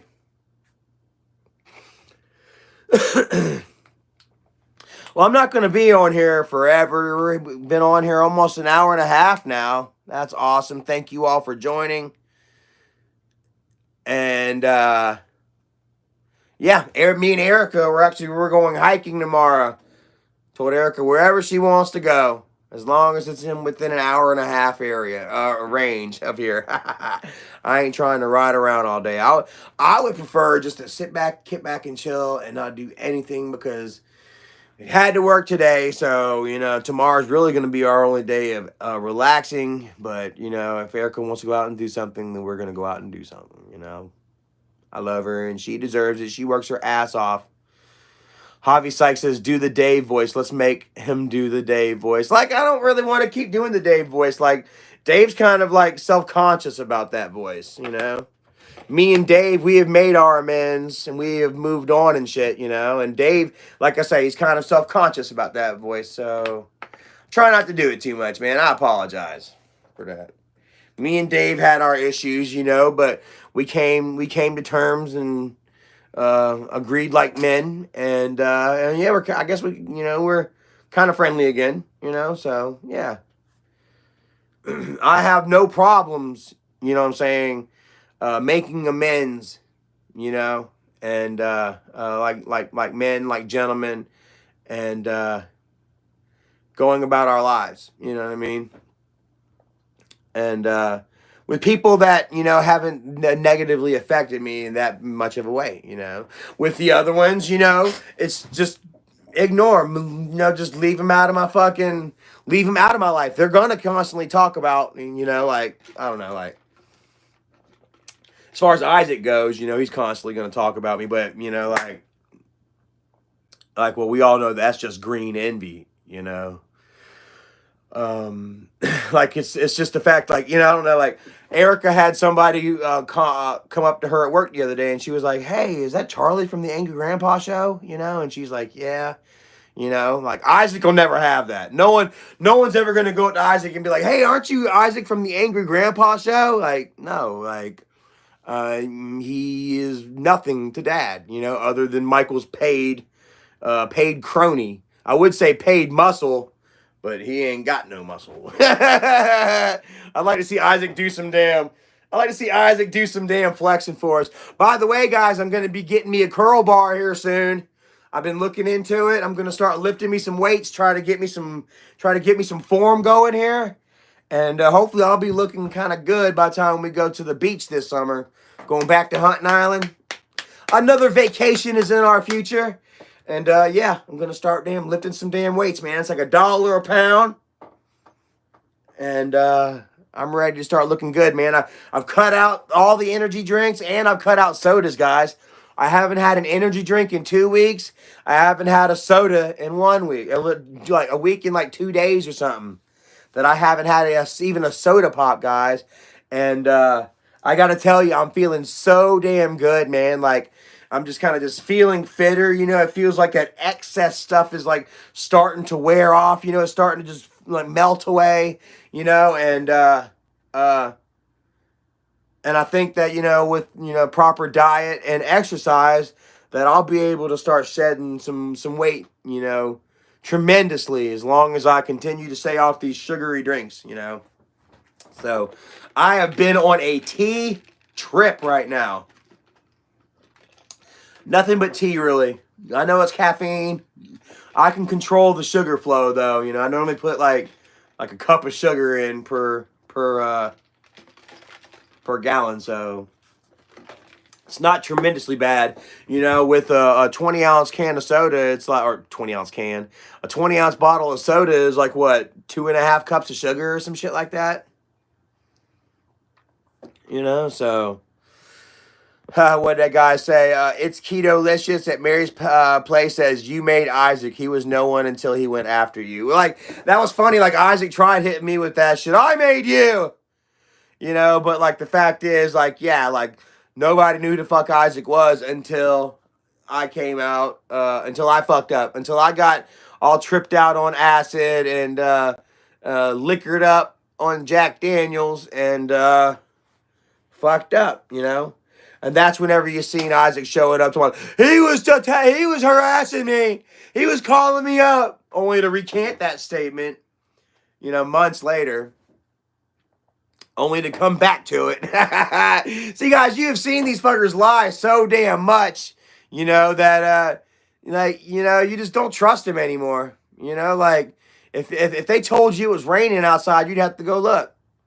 Linda Brisbane says, 100 true, I remember that. See, so many of you guys remember. Mr. Bumble, thank you so much. Like, there was a time where they could be like, prove it, prove it, prove it, you know, and you guys would be like, well, come on, Charlie, prove it. You can't just sit there and talk. You can't sit here and call Isaac a piece of shit without having proof, you know. You know, and now you all are like, yeah, Isaac's a piece of shit. Yeah, I remember. Isaac and his wife have both come out with damn exposed videos on each other. Who remembers? The videos are still up. But who remembers when Isaac and Nicole would go on to say that they were just pranked? We pranked y'all. It was a prank. It was a storyline. Who remembers that shit? It was a storyline.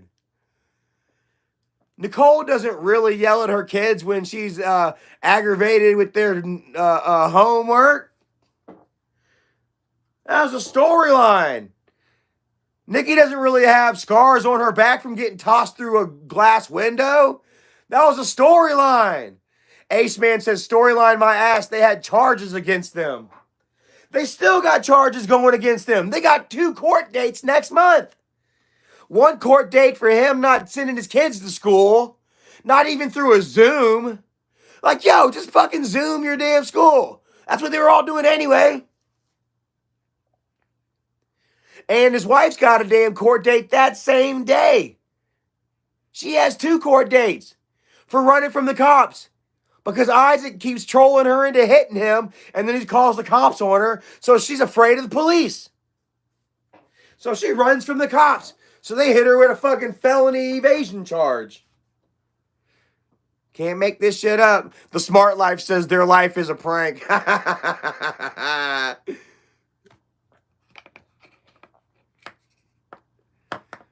Ace Man says he's so worried about COVID, he needs to worry about a heart attack. Bro, like, when is this fucker ever damn taking his health seriously? Look at him. Like I say, my biggest consolation prize is the fact that these fuckers are not going to outlive me. You know, by the time they hit 40, man, shit's just going to start falling down for them, bro. And I'm going to be right there.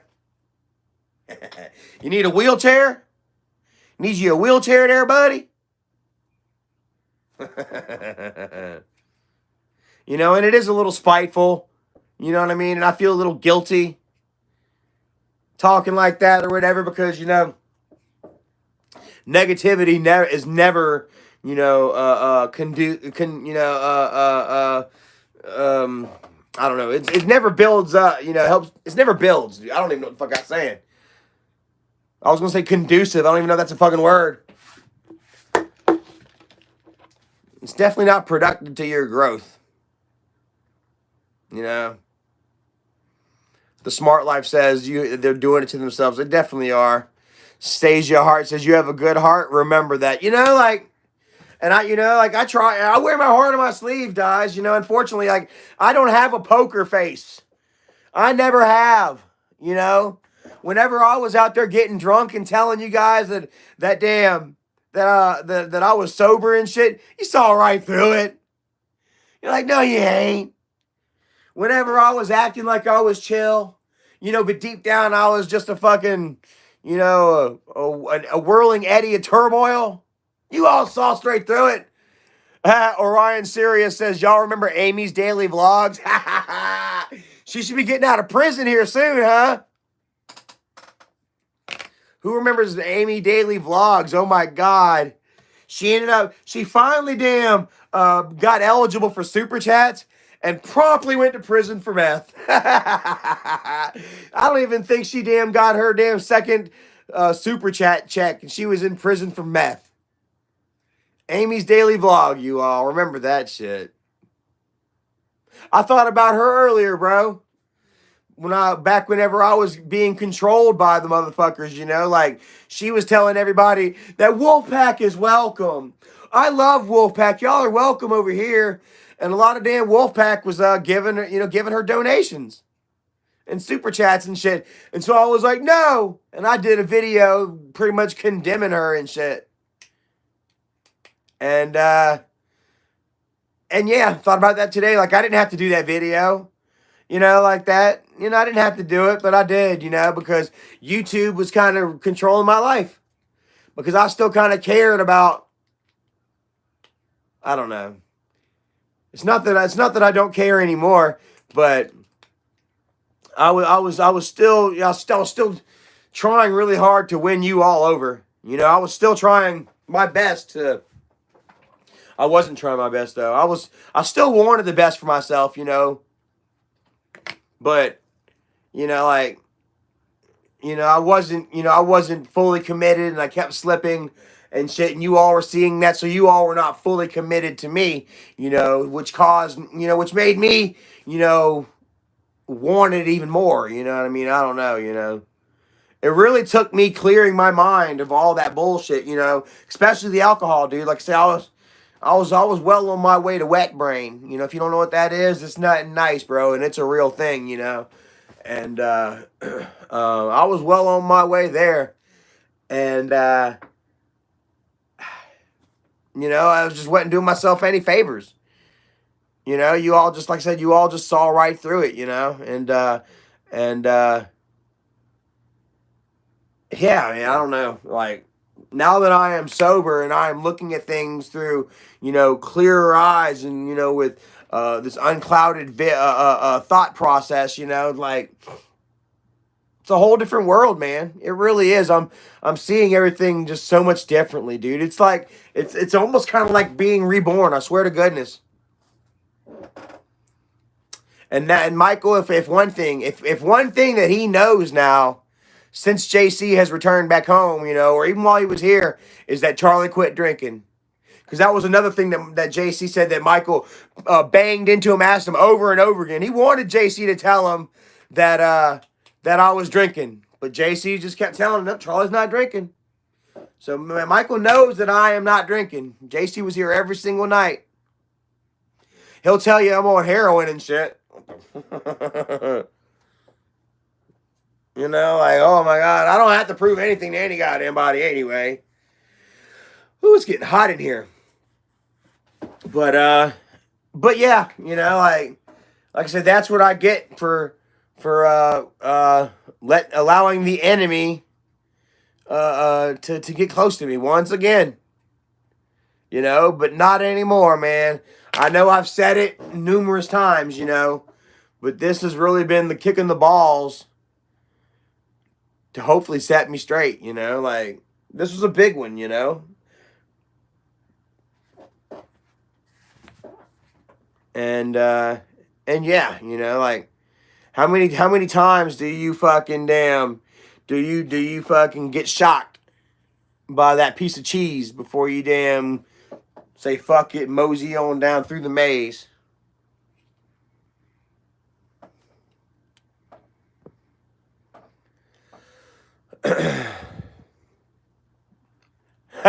Kelly Allen says JC was telling us some stuff online here about them. He just goes back and forth to whoever he's living with to make them happy, whether it's the truth or not.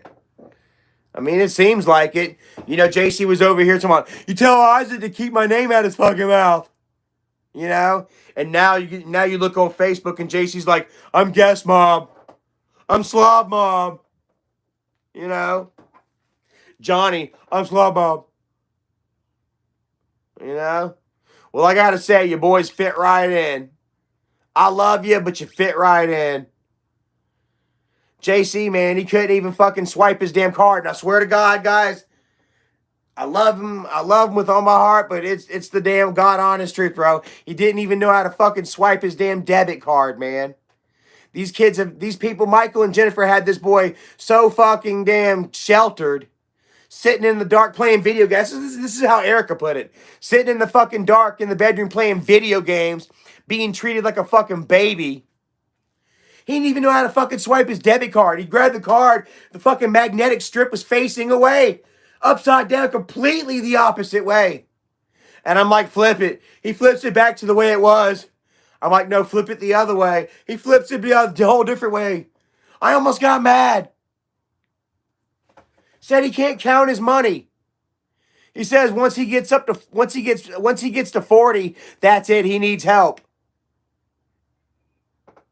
He had to take a picture of his fucking money and he sent it to Kyler, his friend Kyler, for Kyler to tell him how much money he had.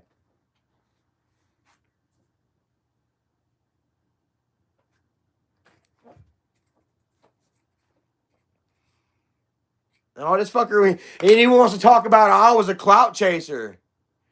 JC was wanting to talk about how Uncle Charlie got that clout chaser. JC was messaging all my fucking female friends on Facebook. Talking about, yeah, I'm living with Uncle Charlie now. You want to fuck?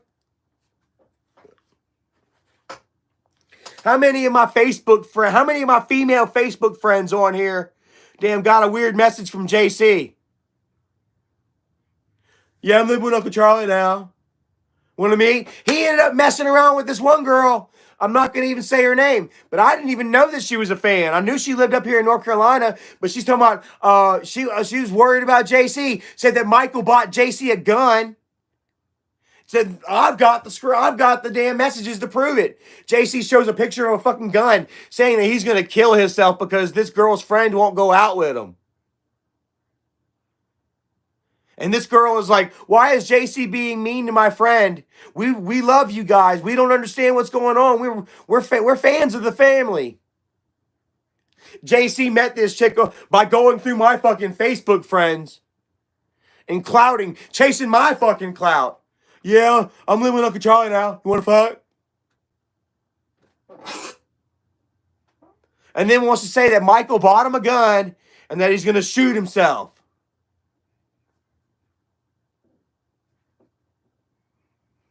Like, that's JC's game. That's how he pities girls and he pities and guilts girls into boning them. Well, you ain't gonna bone me. I'm gonna kill myself. That's not cool, actually. I'm laughing, but that's not cool. The Smart Life says JC acts all innocent. Well, dude, he's 20 years old. He done run away with a girl, with underage girl. He's been on dope. Gang, come on, guys.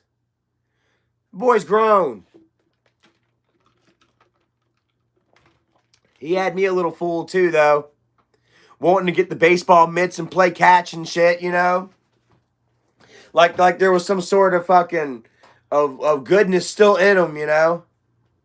And I think there was. You know, I just think that he was manipulated, you know? Like, and not too hard, neither. It didn't take too much. But like Erica said, you know, like he looks up to Michael. You know, like Michael is the closest male figure, role model, father figure, damn near, that that it's been in his life. You know, all these years, Michael has been the constant. Uncle Mike, I need. And Uncle Mike would throw him the money and shit. But Uncle Mike wouldn't try to talk to him, just like JC said whenever he was here. I said, how much have you talked to Mike? I said, do you talk to Michael like this whenever, before you moved here? JC was like, no. Michael just throws him the fucking money and shit, and then leave me alone.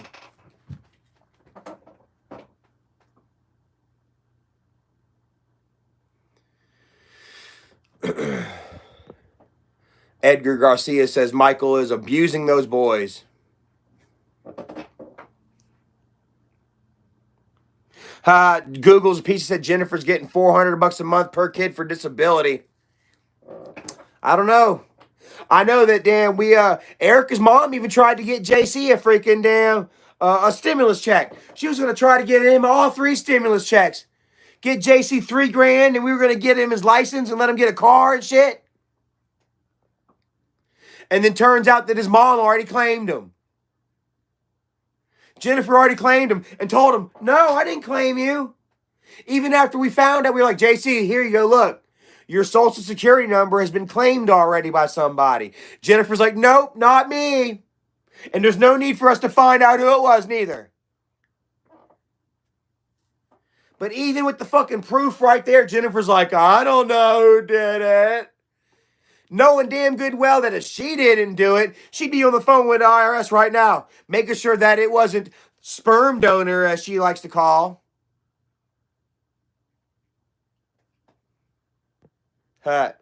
Somebody, I'm a J87 says maybe Mike. I doubt it was Mike, because Mike's not going to get nothing back. All that would be like a little write-off on Michael.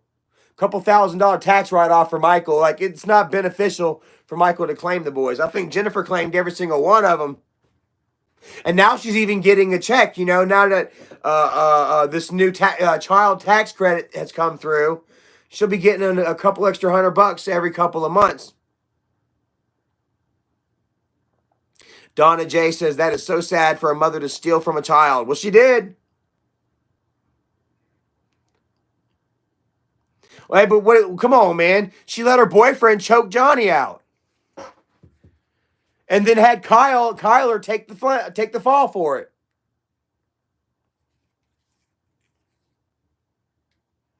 And they're covering it up.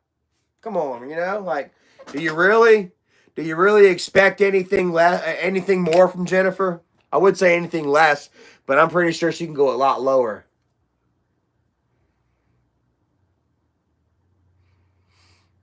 Caitlin Kidd says, how can JC be on the tax credit when he was with you? Well, it was for last year.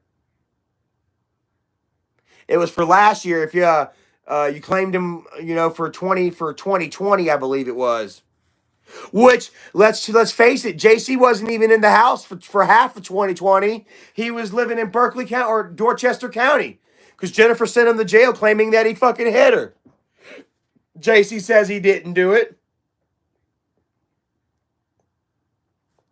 JC says that his mom falsely accused him, just like JC says that his mom falsely accused Nana of chasing the grandkids around with a butcher knife. Y'all all heard that, right? Y'all remember hearing that?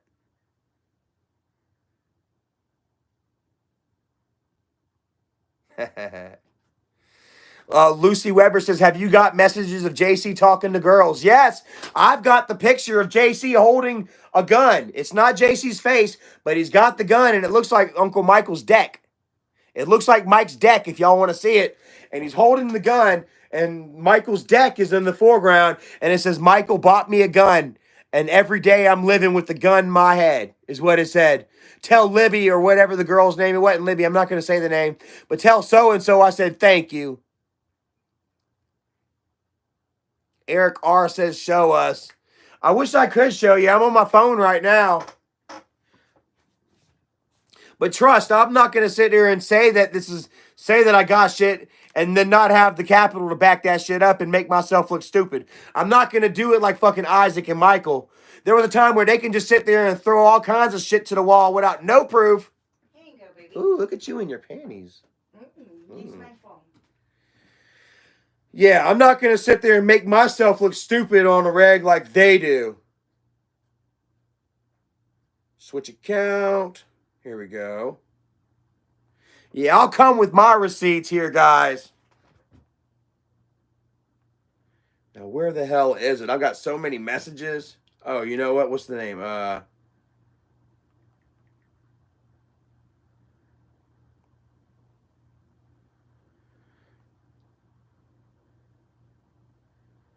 Okay, here it is. You ready to see it? Says, got a gun to my head always. Tell me that don't look like Michael's deck, too.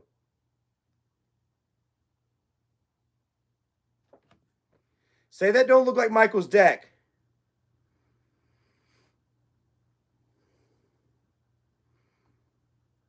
She's telling, dude, you scare me. He says, bye, good night, I'm sorry. After he's sharing pictures of the gun and videos of him with the gun to his head. I don't have the video to play right here. But there's a fucking video of him with a gun to his fucking head saying his Uncle Mike gave it to him. Let's see.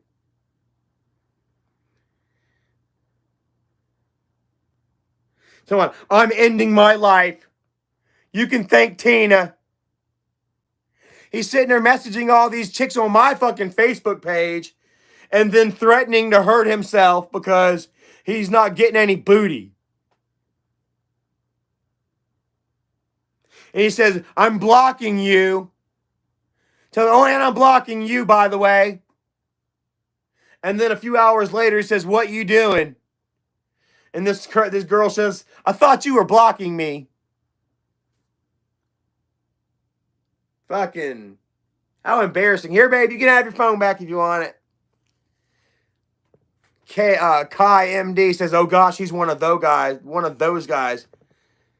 Miss Stacy Walker, I was thinking about you earlier. How are you and your husband doing? Says JC is not mentally or emotionally ready to own a weapon. I bet he didn't send. Ooh, yeah. I love living alone. That's another good thing about having JC on out of here. Me and Erica, we could just walk around naked again. I swear to God, dude, my thing, when I get home from work, I like to drop trowel right at the front door. I swear to God, I'll come home, I'll shut the door, pants and shirt off. Bro, like my pants will sit right there, like, you know, with the loop. My belt's still like I let them fall straight down. I don't even unbutton them. I just take the loop. Well, I'll undo my belt and my whatever. Just let them wherever they fall, they lay, and we can do that again, you know. But Miss Stacy Walker says, yeah, I bet he didn't send him through gun safety courses either. And that's another thing, guys. Like, I'm afraid of guns, man. Like, I fully fear and respect guns. In the ultimate way, I think anybody that owns a firearm, they should be required to take safety classes, learn how to operate that tool of potential death. You know. So, Kimberly United says, did JC try to sleep with Erica? Oh my God, no. If he did, Erica would have set him in his place. Don't worry about it. Do you really think of Erica like that? Like, come on now. And it's a shame, you know, that JC would leave and that he would try and spread some shit like that if that's true, you know. I wouldn't doubt it though, like, you know, like JC's sleeping with every damn body. Erica's like, I'm not naked, t-shirt and undies. Yeah. See, you know, sometimes that's even sexier. Nah, but JC knew I would have beat his ass. Like I told JC after I found out that he told where me and Erica worked, you know. I said, you goddamn little motherfucker. I said, if you weren't my nephew, I'd whoop your ass right now. I told him that straight up. I was sitting on one end of the couch, he was on the other. I said, bro, if you weren't my nephew, I'd beat your ass to the curb right fucking now. Not necessarily for fucking rolling me over, but for what you did to Erica. Erica don't deserve that shit. She ain't worried no how. I said she ain't getting fucking fired. I ain't getting fired. But she definitely ain't getting fired. She's the motherfucking boss. She ain't done nothing wrong to no fucking body. She works harder than anybody where we work in that plant. So we gonna be all right. But for JC to even try, you know what I'm saying, to damn, negatively affect anything that Erica's got going positive in her life, you know what I'm saying, I'll backhand the teeth out of his fucking head. And I told him that too, boy. I was like, wow. You get the fuck out. I said, I don't give a shit. You got to call Michael. Yeah, I said, you either fucking call Michael or fucking go to Job Corps. I don't give a fuck one. You're going to get the fuck out of here ASAP. And I kind of don't blame him for going ahead and leaving. Because I told him straight up, I said, I'm not going to let you fucking comfortable. I got on his ass the first time I heard about it. I was like that Monday afternoon, I got on his ass when I got home. And then I let it ride, I deliberated on it for a few days. And then after Fatty and them started running their mouth some more, by like that Thursday, I told JC that Monday, Job Corps or go. And then come that Thursday, they're fucking leaking it out on Twitter and shit like that. And it made me even more madder. JC hadn't said nothing about fucking Job Corps yet, so I got on his ass again and said, you got to get the fuck out. I'm not going to let you feel comfortable here. And if you weren't my nephew, I'd crush your face in, Haha, Google piece of shit said the snitch stole the switch. Yeah, JC stole my damn switch, too. Erica was giving him the benefit of a doubt, too. She was like, maybe he didn't take it. Maybe he didn't, maybe you just misplaced it, So then I come into the room back here, and I look where I left my games, because I had like 3 other games, and all the games were gone. So he took my switch, and it was a conscious effort for him to take the switch and the games. Mr. Bumble said he sold it. Probably. If I wanted, I could have got the serial number through Nintendo Online. I could have gone to the magistrate, filed a warrant, yada, yada, yada. But you know what? Man, I was like, fuck it. Just cut my losses. Nana didn't want that shit. JC doesn't fucking need that. Or maybe he does. I don't know. I know that JC's going to learn his own lesson here real soon. Google's a piece of shit said JC probably sold it for drugs. Probably. I don't know. Jennifer said he was on meth and shit. When I talked to the police officer, because I called the cops and asked what I could do, I mainly called to try to scare JC a little bit, Plus, I was at the time thinking about pressing charges, like seriously,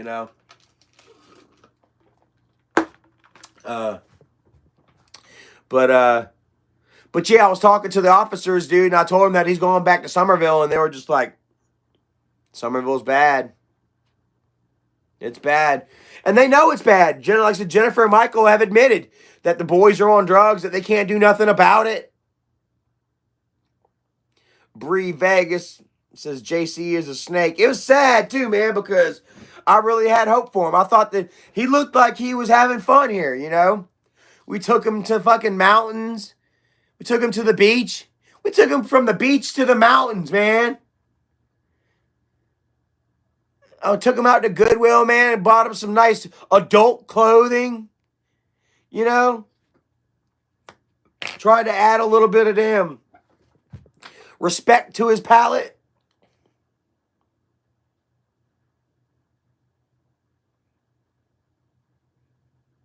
Shit. Cupcake Studio said Nana looked so sad on Mike's videos.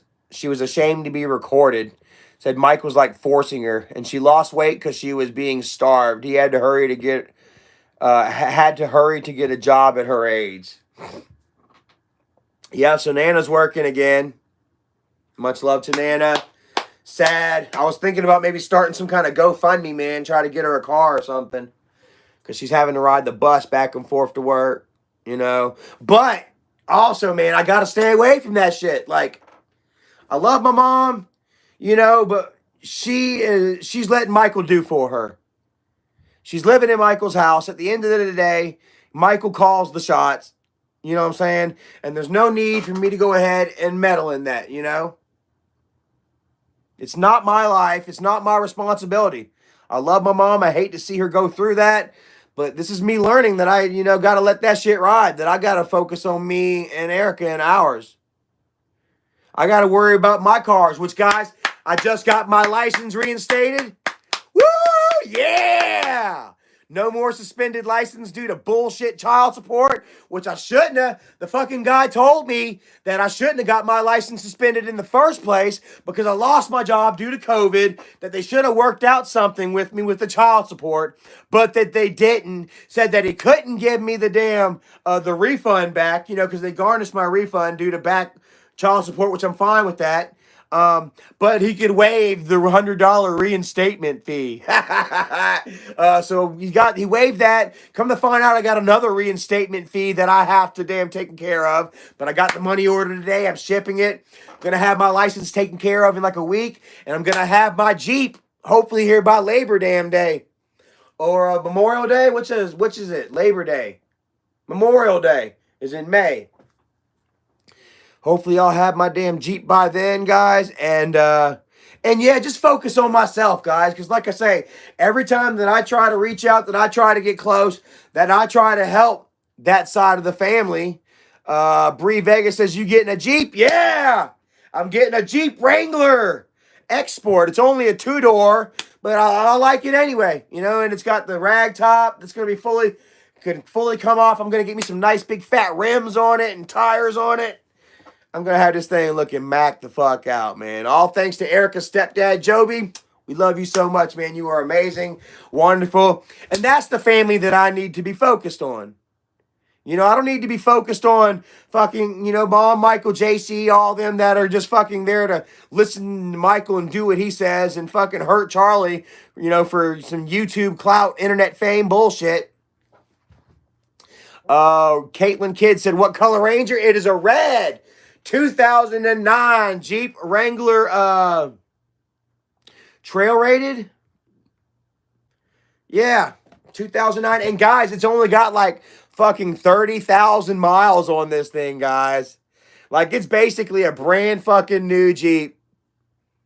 And Erica, hopefully we're going to have her car paid off by the end of the year. We'll have 2 cars, no car payments. Man. Erica's looking into a new place to rent.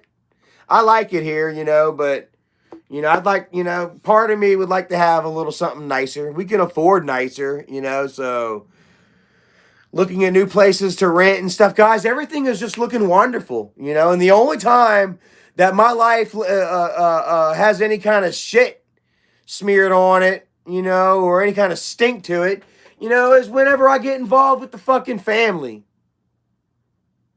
You know? Sure, I'll always talk about them. We're fucking family. We got history. You guys like to hear about it. I like to talk about it. So fucking what? Deal with it, Michael. You're not the only one that fucking damn can tell their truths, you know? And that can fucking damn bring in a crowd with damn stories that they have to tell about your ass and about the family. Shit that I grew up, shit that I was there and seen. I was there whenever Michael and Dad and McJuggernuggets and Psycho Dad all sat at the table together and orchestrated the whole stupid fucking fake gun video and shit. Whenever McJuggernuggets looked at his dad and told him to shut up. Sitting at the table. All right, he didn't say shut up, but it was like this. So, like, they're sitting at the table and they're trying to think about how they're going to do this video. And Jesse's got, like, this black leather coat on.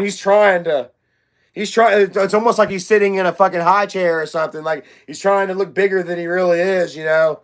And him and Michael are pretty much collabing over what they're going to do. And Angry Grandpa and Psycho Dad are both sitting in their chairs, you know, respectively, kind of, you know, just giving the silent ear, you know, while the creators work on their video, while the creators create, you know.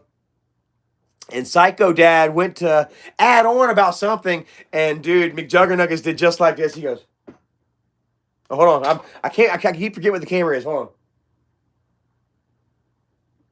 Yeah. So, anyways, I swear to God, he's like, yeah. So I figure I come in with the gun. Yeah. So, anyways, I come in with the gun, and dude, like it was so pointed, dude. Like we all saw it, we were all like, ah.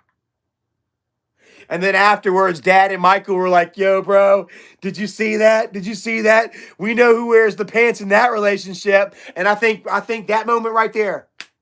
Well, of course, no, Michael was already in charge. But I think that kind of even maybe reinforced Michael's belief and urge to be the man in the relationship with him and Dad. You know, it wouldn't be long after that Michael was do this, do that, do this, do that. And the Dad would be like, yes, Amasa. Yes, Amasa. I'll do it, boss. You know, I told y'all that story too. I got plenty of fucking stories. Shit that happened. I've been there before the internet was even around. You know, I apologize, you know, if people are upset with that fact. You know, but hey, this is my fucking life. And I have every right to speak on it any way that I choose. If I choose to reminisce on this story, I'm gonna do it. If it looks bad on Michael, so fucking be it. Michael has created, you know, an empire on that. You know, off of Mom and Dad's divorce. Yeah, Michael was right there with the camera the whole time and orchestrated every fucking thing. Was right there to watch Mom fall out the back door and fucking laugh at her. Was right there to talk about Charlie getting drunk at Pineapple Express. Y'all heard the Pineapple Express story about me getting fucked up, all kinds of, you know, embarrassing shit about me before y'all ever even met me. True or false? Way before Michael gave me the dog. The video that y'all would see Michael giving me Dixie, y'all would hear about Michael's brother Charlie getting drunk and damn trying to fight people, you know, at the movie theater. Michael talking about Mom burning down the house and burning him with tea on Shut the Fuck Up and Listen. Oh, y'all heard all about that shit. You know? Well, guess what? I've got a past and a history, and I got stories to tell too, and I'm going to tell them.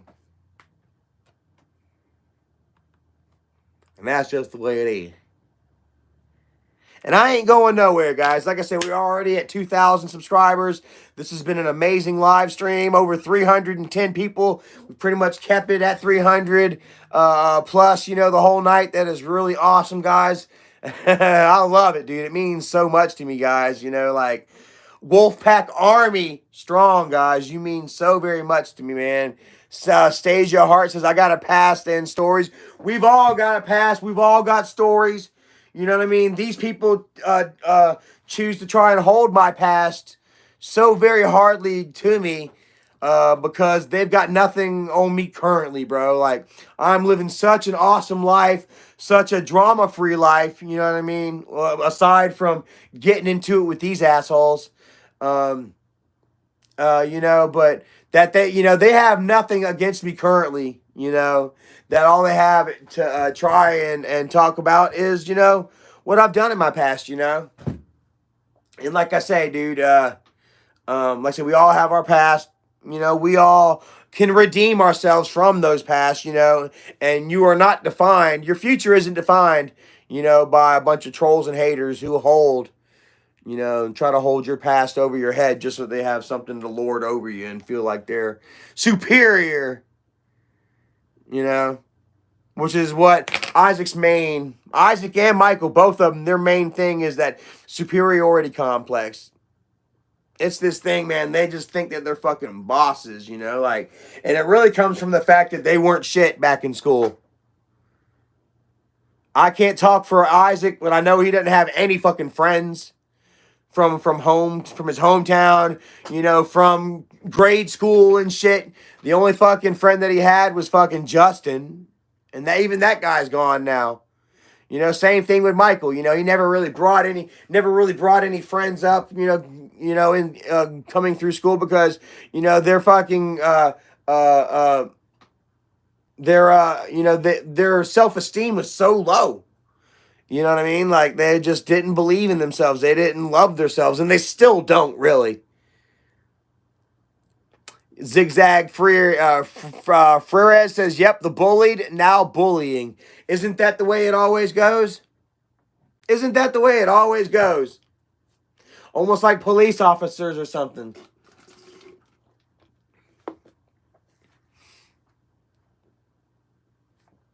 And that's got to be the worst, man, when you know deep down that you really ain't shit. You know, when you know deep down in your core that you ain't shit. It's really got to, eat at you, man. It's really got to be a blow to the old ego.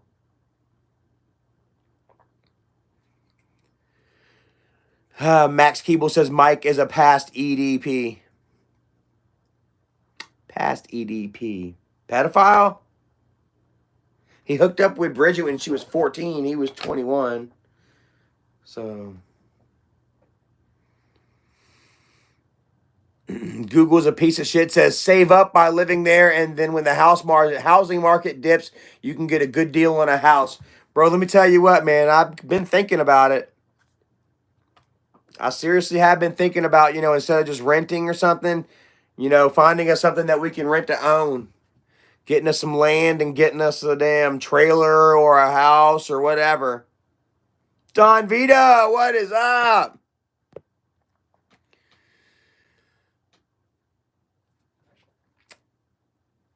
It's getting hot in here.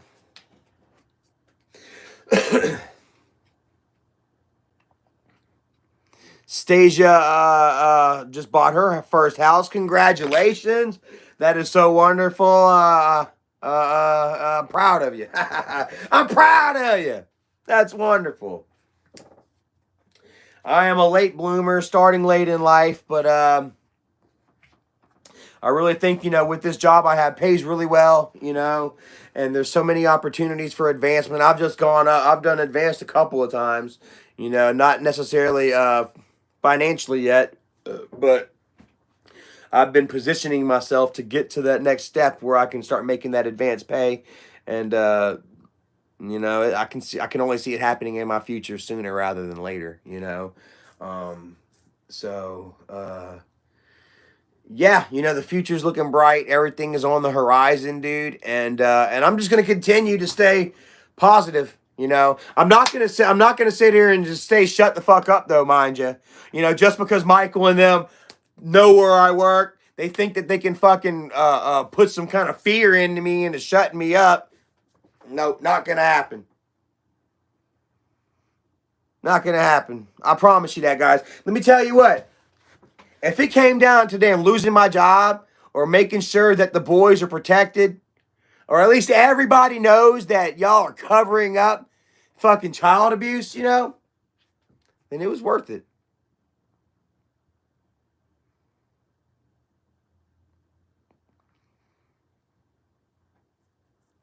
But it ain't gonna happen.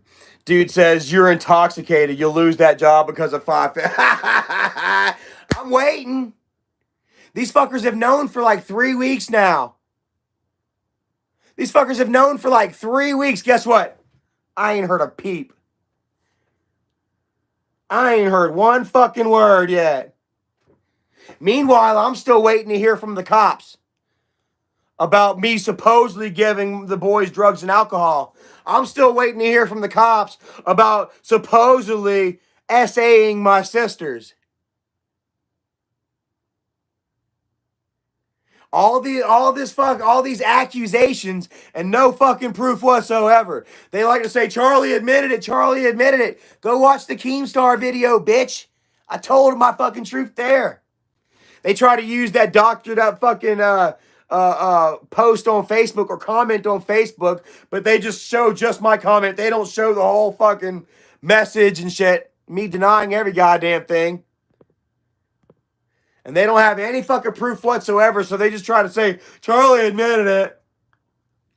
Meanwhile, the biggest fucking proof right there of the night, guys, of the whole situation was unveiled tonight when I told you that we were all fucking Every single one of us children were examined both mentally and physically by a licensed therapist after Jennifer saw a red man in the closet.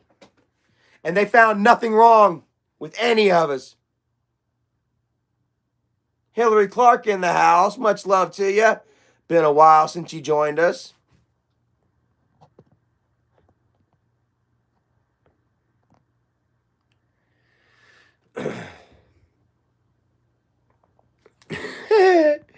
Dawn of the Dead says, yeah, now certain people are saying Charlie S.A. Nikki and her kids. People are so stupid. And see, like, you all know it, guys. Like, you're all sitting back watching. You're like, man, I've watched this for years. Y'all are going to sit there and deny this? Y'all seen Isaac and Michael come forward and deny shit that they stood their ground on for so many years. This happened, this happened, this happened. And then they're saying, oh, that didn't happen. Prove it did. You guys are like, really? We know better. Just because we don't have a fucking dossier on your ass, you know, doesn't mean we weren't here to watch all this shit take place.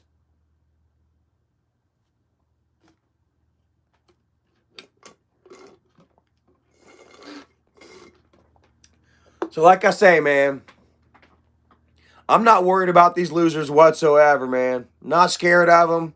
And I would think that this proves it right here tonight, man. Coming out here and still speaking my truth, telling you all exactly what's what.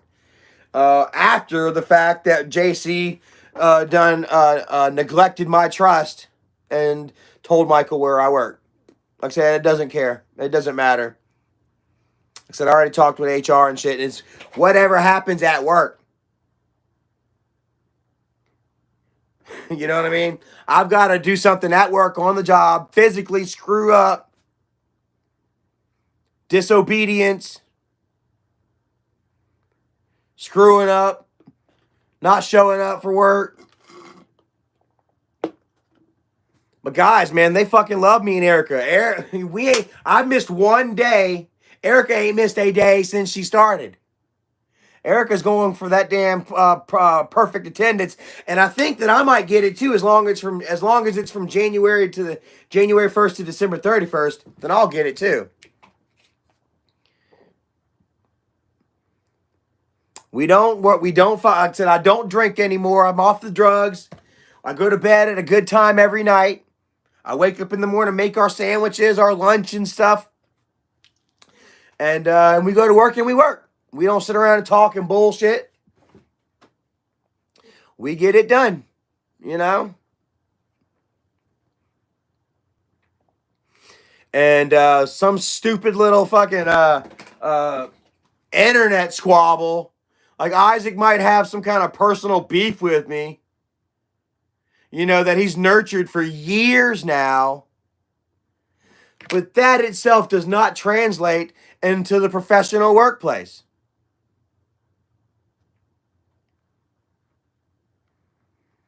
None whatsoever.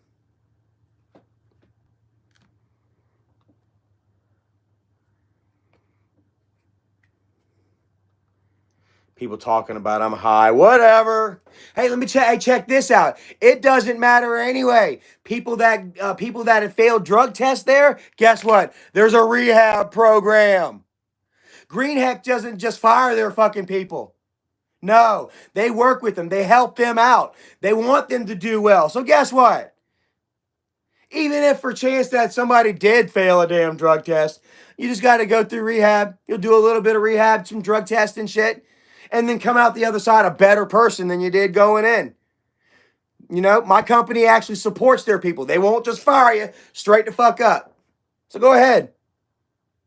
Stage of the Heart says, that's awesome, Smiley. Maria Maud says, that's right. So how do you feel about that shit? How do you feel about that news? That little bit of information.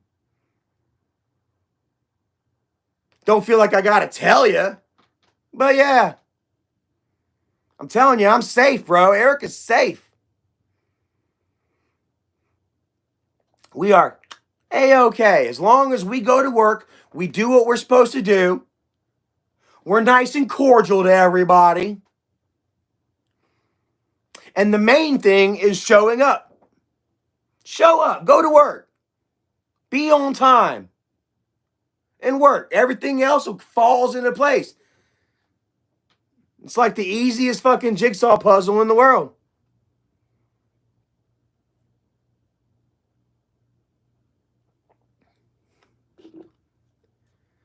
So, like I say, man, you're not scaring me. We are not intimidated at all.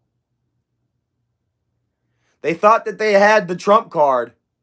And I'll admit, you know, at first they kind of did. I'm like, fudge. Hey, but don't you know? Truth time. Now that I'm all sober and shit, guys, I got a little bit of truth to tell you. Don't you know that I did not get fired from RSI? Do y'all remember back in the day when they found out that I worked at RSI out in Lincolnton, and they fucking they doxed where I worked like 3 years ago, and then I would tell you all that I got fired. I lied. I'm sorry, guys. I was drinking at the time, you know, but I did, guys. I hated the job with a passion. It was almost an hour away. The channel got monetized, and I said, fuck it. I don't want to work here anymore. And I quit, and I blamed it on the trolls. I'm sorry. I apologize. But check this out, guys. These guys knew where I worked back there for months. They knew I worked at RSI for like 2 months. And I never heard a word. These fuckers probably called every single day. And guess what? I never heard one single word. I claimed that the trolls got me fired. I just didn't want to look like a piece of shit for quitting my job. No, after I got monetized. You know? But that's the truth, you know? Like, I'm not going to sit here and lie to kick it. That's what happened. And a lot of you guys saw that too. You were like, come on, man. Your channel gets monetized and then you get fired. That's a little suspicious, Charlie. You know, and timing is everything. You know, it really does tell a lot. But yeah. You know, they tried back then and it didn't work back then, you know? And they knew for months.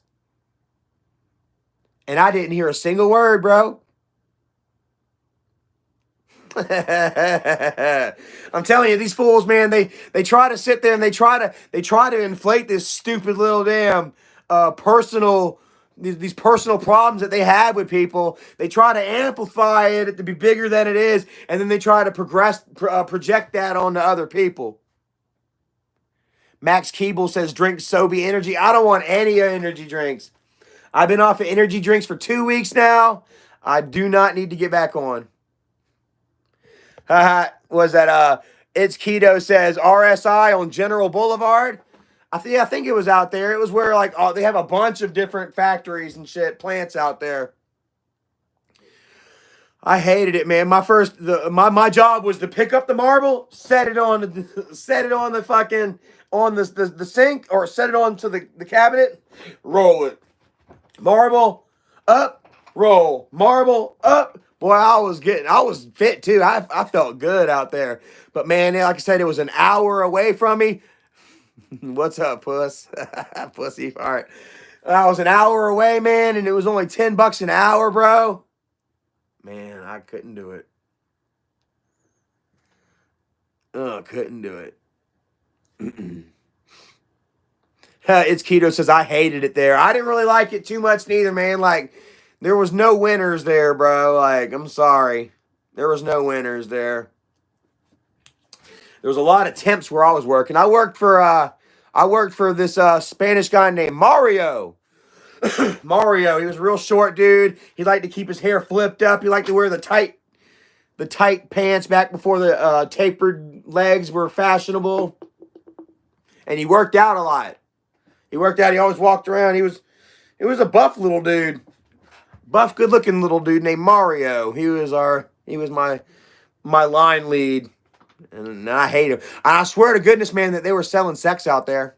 Dude, I cannot be for certain, dude, but I swear to goodness, man.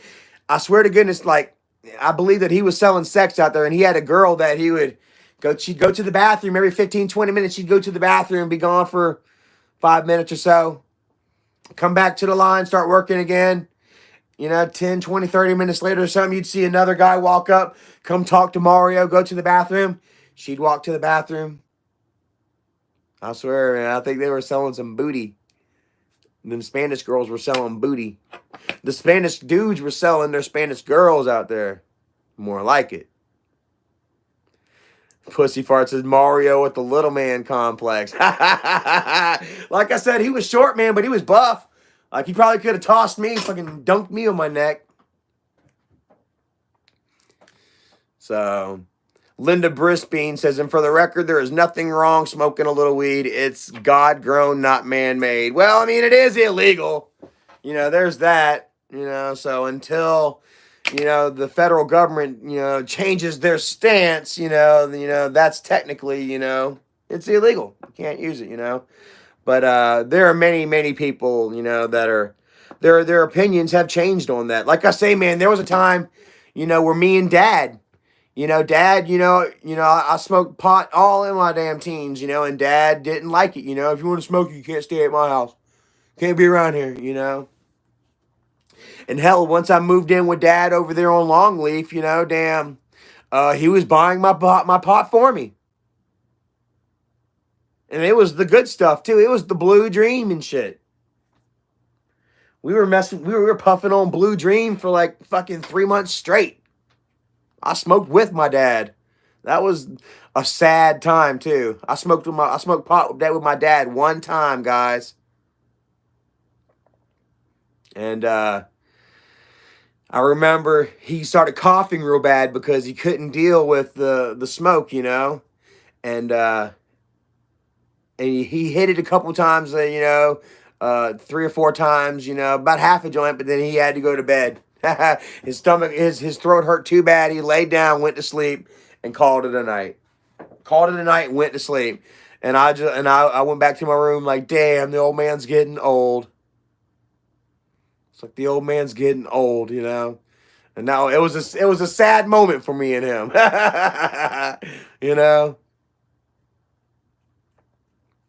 Max Keeble says, didn't I see you at Woodstock 99? Not me.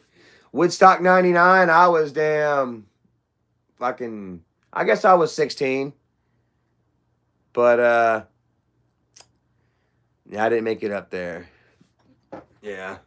But anyway, guys, man, I think I'm going to go ahead and hop off of here, man. It's almost 10:30. I've been on here a lot longer than I expected I would be, but I feel comfortable, with all the topics that we have discussed, and sometimes I just got to, it's got to riff, But I want to thank you all for watching, man. All 300 of you. Got 200 likes, man. 299 watching. I'll take it. Almost all of you liked this live stream tonight. If you forgot to hit that like, go ahead and hit it now, man. Try to even that on up. And yeah, like I say, man, thank you all so very much for, following, and then believing in me and having that faith in me, and it took me a long time. It took me a long time to get my shit together, guys. But here we are. Yeah, Keto-licious says it's a small world. It sure is, bro. We'll have to hit up sometime, man. Out there in Lincolnton, they got an elementary school with a fucking mass burial site right there on the side of the school. It's quite creepy. But yeah, man, I want to thank you all, guys, man, for being here and coming back, and listening to Reason, There's so many others out there that are still just, controlled by Michael and Kimberly and Jennifer and Isaac and them, just to be a part of something, you know what I mean? And accepting the lies and the bullshit, you know what I'm saying? And, but, there's just as many as there are that believe in their shit. There's just as many that don't anymore. And I want to thank you all, you know what I'm saying? Like, I've been sitting here fighting tooth and nail and screaming the truth for as long as, as we've been fighting, but it was really hard. It was really hard to see through all the bullshit, that drunken demeanor, when I try to put on that tough guy face, and I'm trying to hurt feelings and trying to be King Dick. You know what I'm saying? It just, it wasn't me. And I wasn't getting my message across right, and you all were just like, screw you, and I understand that, and I'm glad that things are changing. So, yeah, anyways, I'm going to go ahead and jump off of here for tonight. Woo, everything was good, man. I thank you all for watching, man. It feels like it was a successful live stream. 251 watching, 235 likes. I like that. It's Keto Licious says, you got to marry that woman, Charlie. I know. She's a good one. I got to lock that down before somebody else does, man. Got to change my last name to Roland Stat. So... yeah, she's a really good woman, and I have been thinking about marriage. Good night, Liberty and Hercules. Everybody go subscribe to Liberty and Hercules. Miss Baker just popped in for a minute as I'm leaving. Oh, wait, hold on. Unhide you. Oh, my God, I hid you for a minute, Liberty and Hercules. I meant to add you as a moderator. I'm so sorry about that. There you go. Cool. Miss Baker in the house. We love you so much. Was talking about your daughter, how much I love her and stuff, and that I want to marry her. And I've been thinking about marriage more here lately. And said, I think I want to change my last name to Roland. I'm going to be Charlie Roland. I don't want to bring Erica and this fucked up Green family. I'm going to change my last name to Roland. How about that? Charlie Roland. I like that. Does that have a nice ring to it? Charlie Roland. Don Vito likes that one. Miss Stacy Walker says, life is too short. Time to pop that question. I know, right? Just how do I do it? And also, kids still aren't out of the question for her neither. She's still on that whole kid fence. I might want a kid. So, and we don't necessarily have to conceive in order to have a kid. We could adopt or something. Plus, I'm sure Skylar's going to come back to me eventually. And, hell, she's damn 16 and a half, going on 17, I imagine, in a few more years. She might be having her little one. I'll be a grandpa. I'll literally be an angry grandpa in my 40s. Courtney Beth says, can we come to the wedding? Hell yeah, you're all invited to the wedding, man. If y'all want to show up, we'll have ourselves a fucking big wolf pack wedding. Maybe we'll live stream it or something. Live stream our wedding. How about that? Yeah. So, I have been thinking about it a lot, though. Erica would like to have a nice wedding, too. It'd probably be in Florida. Y'all got to come down to the Big O. The Big O. The Okeechobee right there on Clewiston, Florida. Haha, Christopher said, "Oh, bring some cake." Don Vito's going to bring the energy drinks. Hey, you can keep them energy drinks, man. I can't have none of that. You can do like Bill Ponderosa, and you can spike the milk with bath salts. If y'all don't watch Always Sunny, I don't know what's wrong with y'all, man. Go watch Always Sunny in Philadelphia, dude. That's like my show. Robert Barclay says, come Scotland, Fife. Erica would love to go to Scotland. She has everything Scotland right now. And she told me, it was so interesting, said Backwood Pangea said that North Carolina and Scotland kind of shared land and shit. And Pangea, the tectonic plate split, and the oceans divided us, but the land is still so very similar because technically they once shared ridges and roots, And they say that's why the Scottish they felt so comfortable whenever they came to North Carolina. Miss Baker says, you have got to be feeling better without those energy drinks. I feel so much better. I haven't had energy drinks in 2 weeks, and I haven't had sodas in over a week. So, man, I am feeling so much better. Like, I physically feel lighter, like I'm not sweating. I'm not breathing like a pig. You know, like I was sitting there. I'm working and shit like that, and I get up. I go to walk to break or something. I kind of feel my shoulders kind of lifted up a little bit. I feel like I'm doing the big boy status or something, even though I'm not exactly built. I can kind of feel it in there, you know. So yeah, feeling real good, and it makes me want to continue. It almost makes me want to. It makes me want to look at my life and say, what else do I need to cut out next? I swear to God, like, all right, I feel like, man, I got rid of the energy drinks, and I got rid of the sodas, and I got rid of the fucking beer.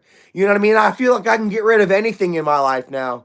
I feel like I can do anything. I can quit the candy. I can give up the ice cream. Maria Mott is in Clearwater.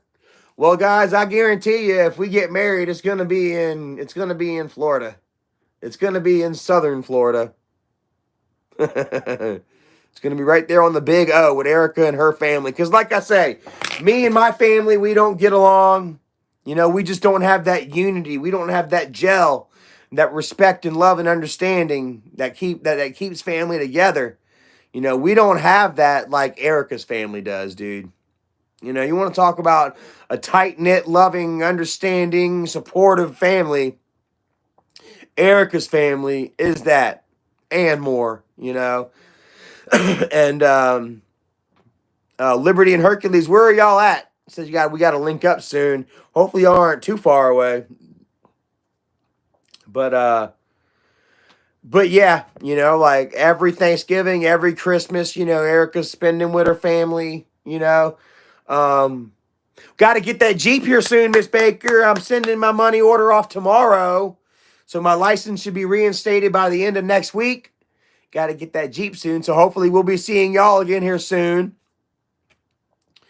And yeah, like Erica, she tries to see her family 2-3 times a year. You know what I mean? And talks with her mom when she can and shit. And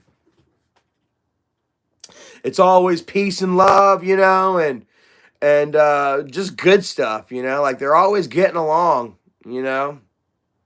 And like I said, every time that I've screwed up, you know, Miss Baker has been Mrs. Baker. Sorry, Joby. Mrs. Baker would always be right there to fucking tell me, to hold that mirror up and say, hey, look, you fucked up, you know. But she always showed love too, you know. And she wasn't like she wasn't gonna tell her daughter, you know, like, get away from that fuck, you know, like, she could have too, and she would have had every right. You know, Erica, I've seen something in Charlie that I just don't trust. You know what I mean? But the fact of the matter is, unfortunately, Erica was with somebody who was way worse than me before I come around, you know. I'm sure Erica's mom and stepdad and all of her family were just waiting for the day that she would kick her ex to the curb.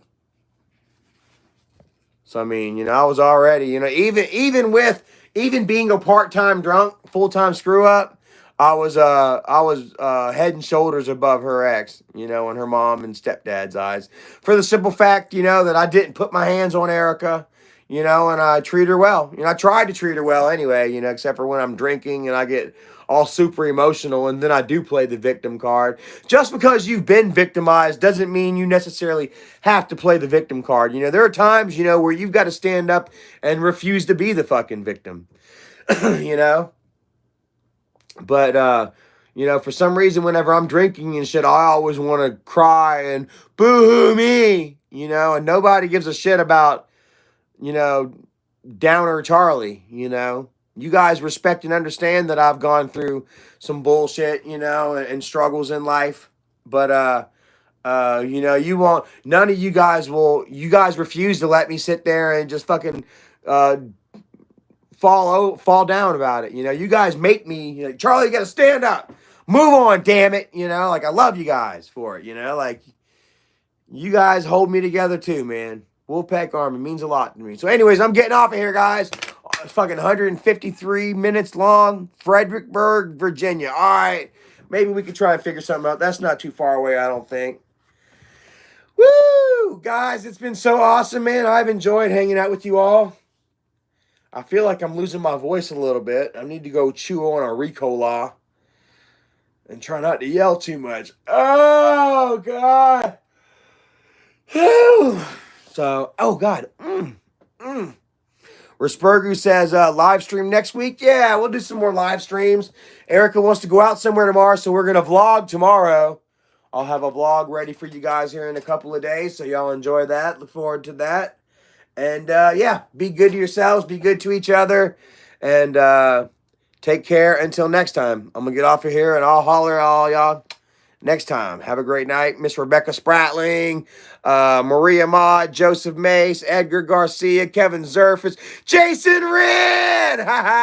Sorry, bro. I've been on here far too long, man. You have to watch the replay, man. Have a great night, Keto-licious, Lightning McQueen, Linda Brisbane, Mr. Humble, Reese Stewart, Dawn of the Dead, Ashbrook, Mrs. Baker, we're going to have some vlogs. We're doing a vlog tomorrow. Not sure where Erica chose yet. I told her wherever she wanted to go, we'll go. So look forward to that. Love you all, and we'll holler at y'all next time, man. Peace. Whew, it's hot.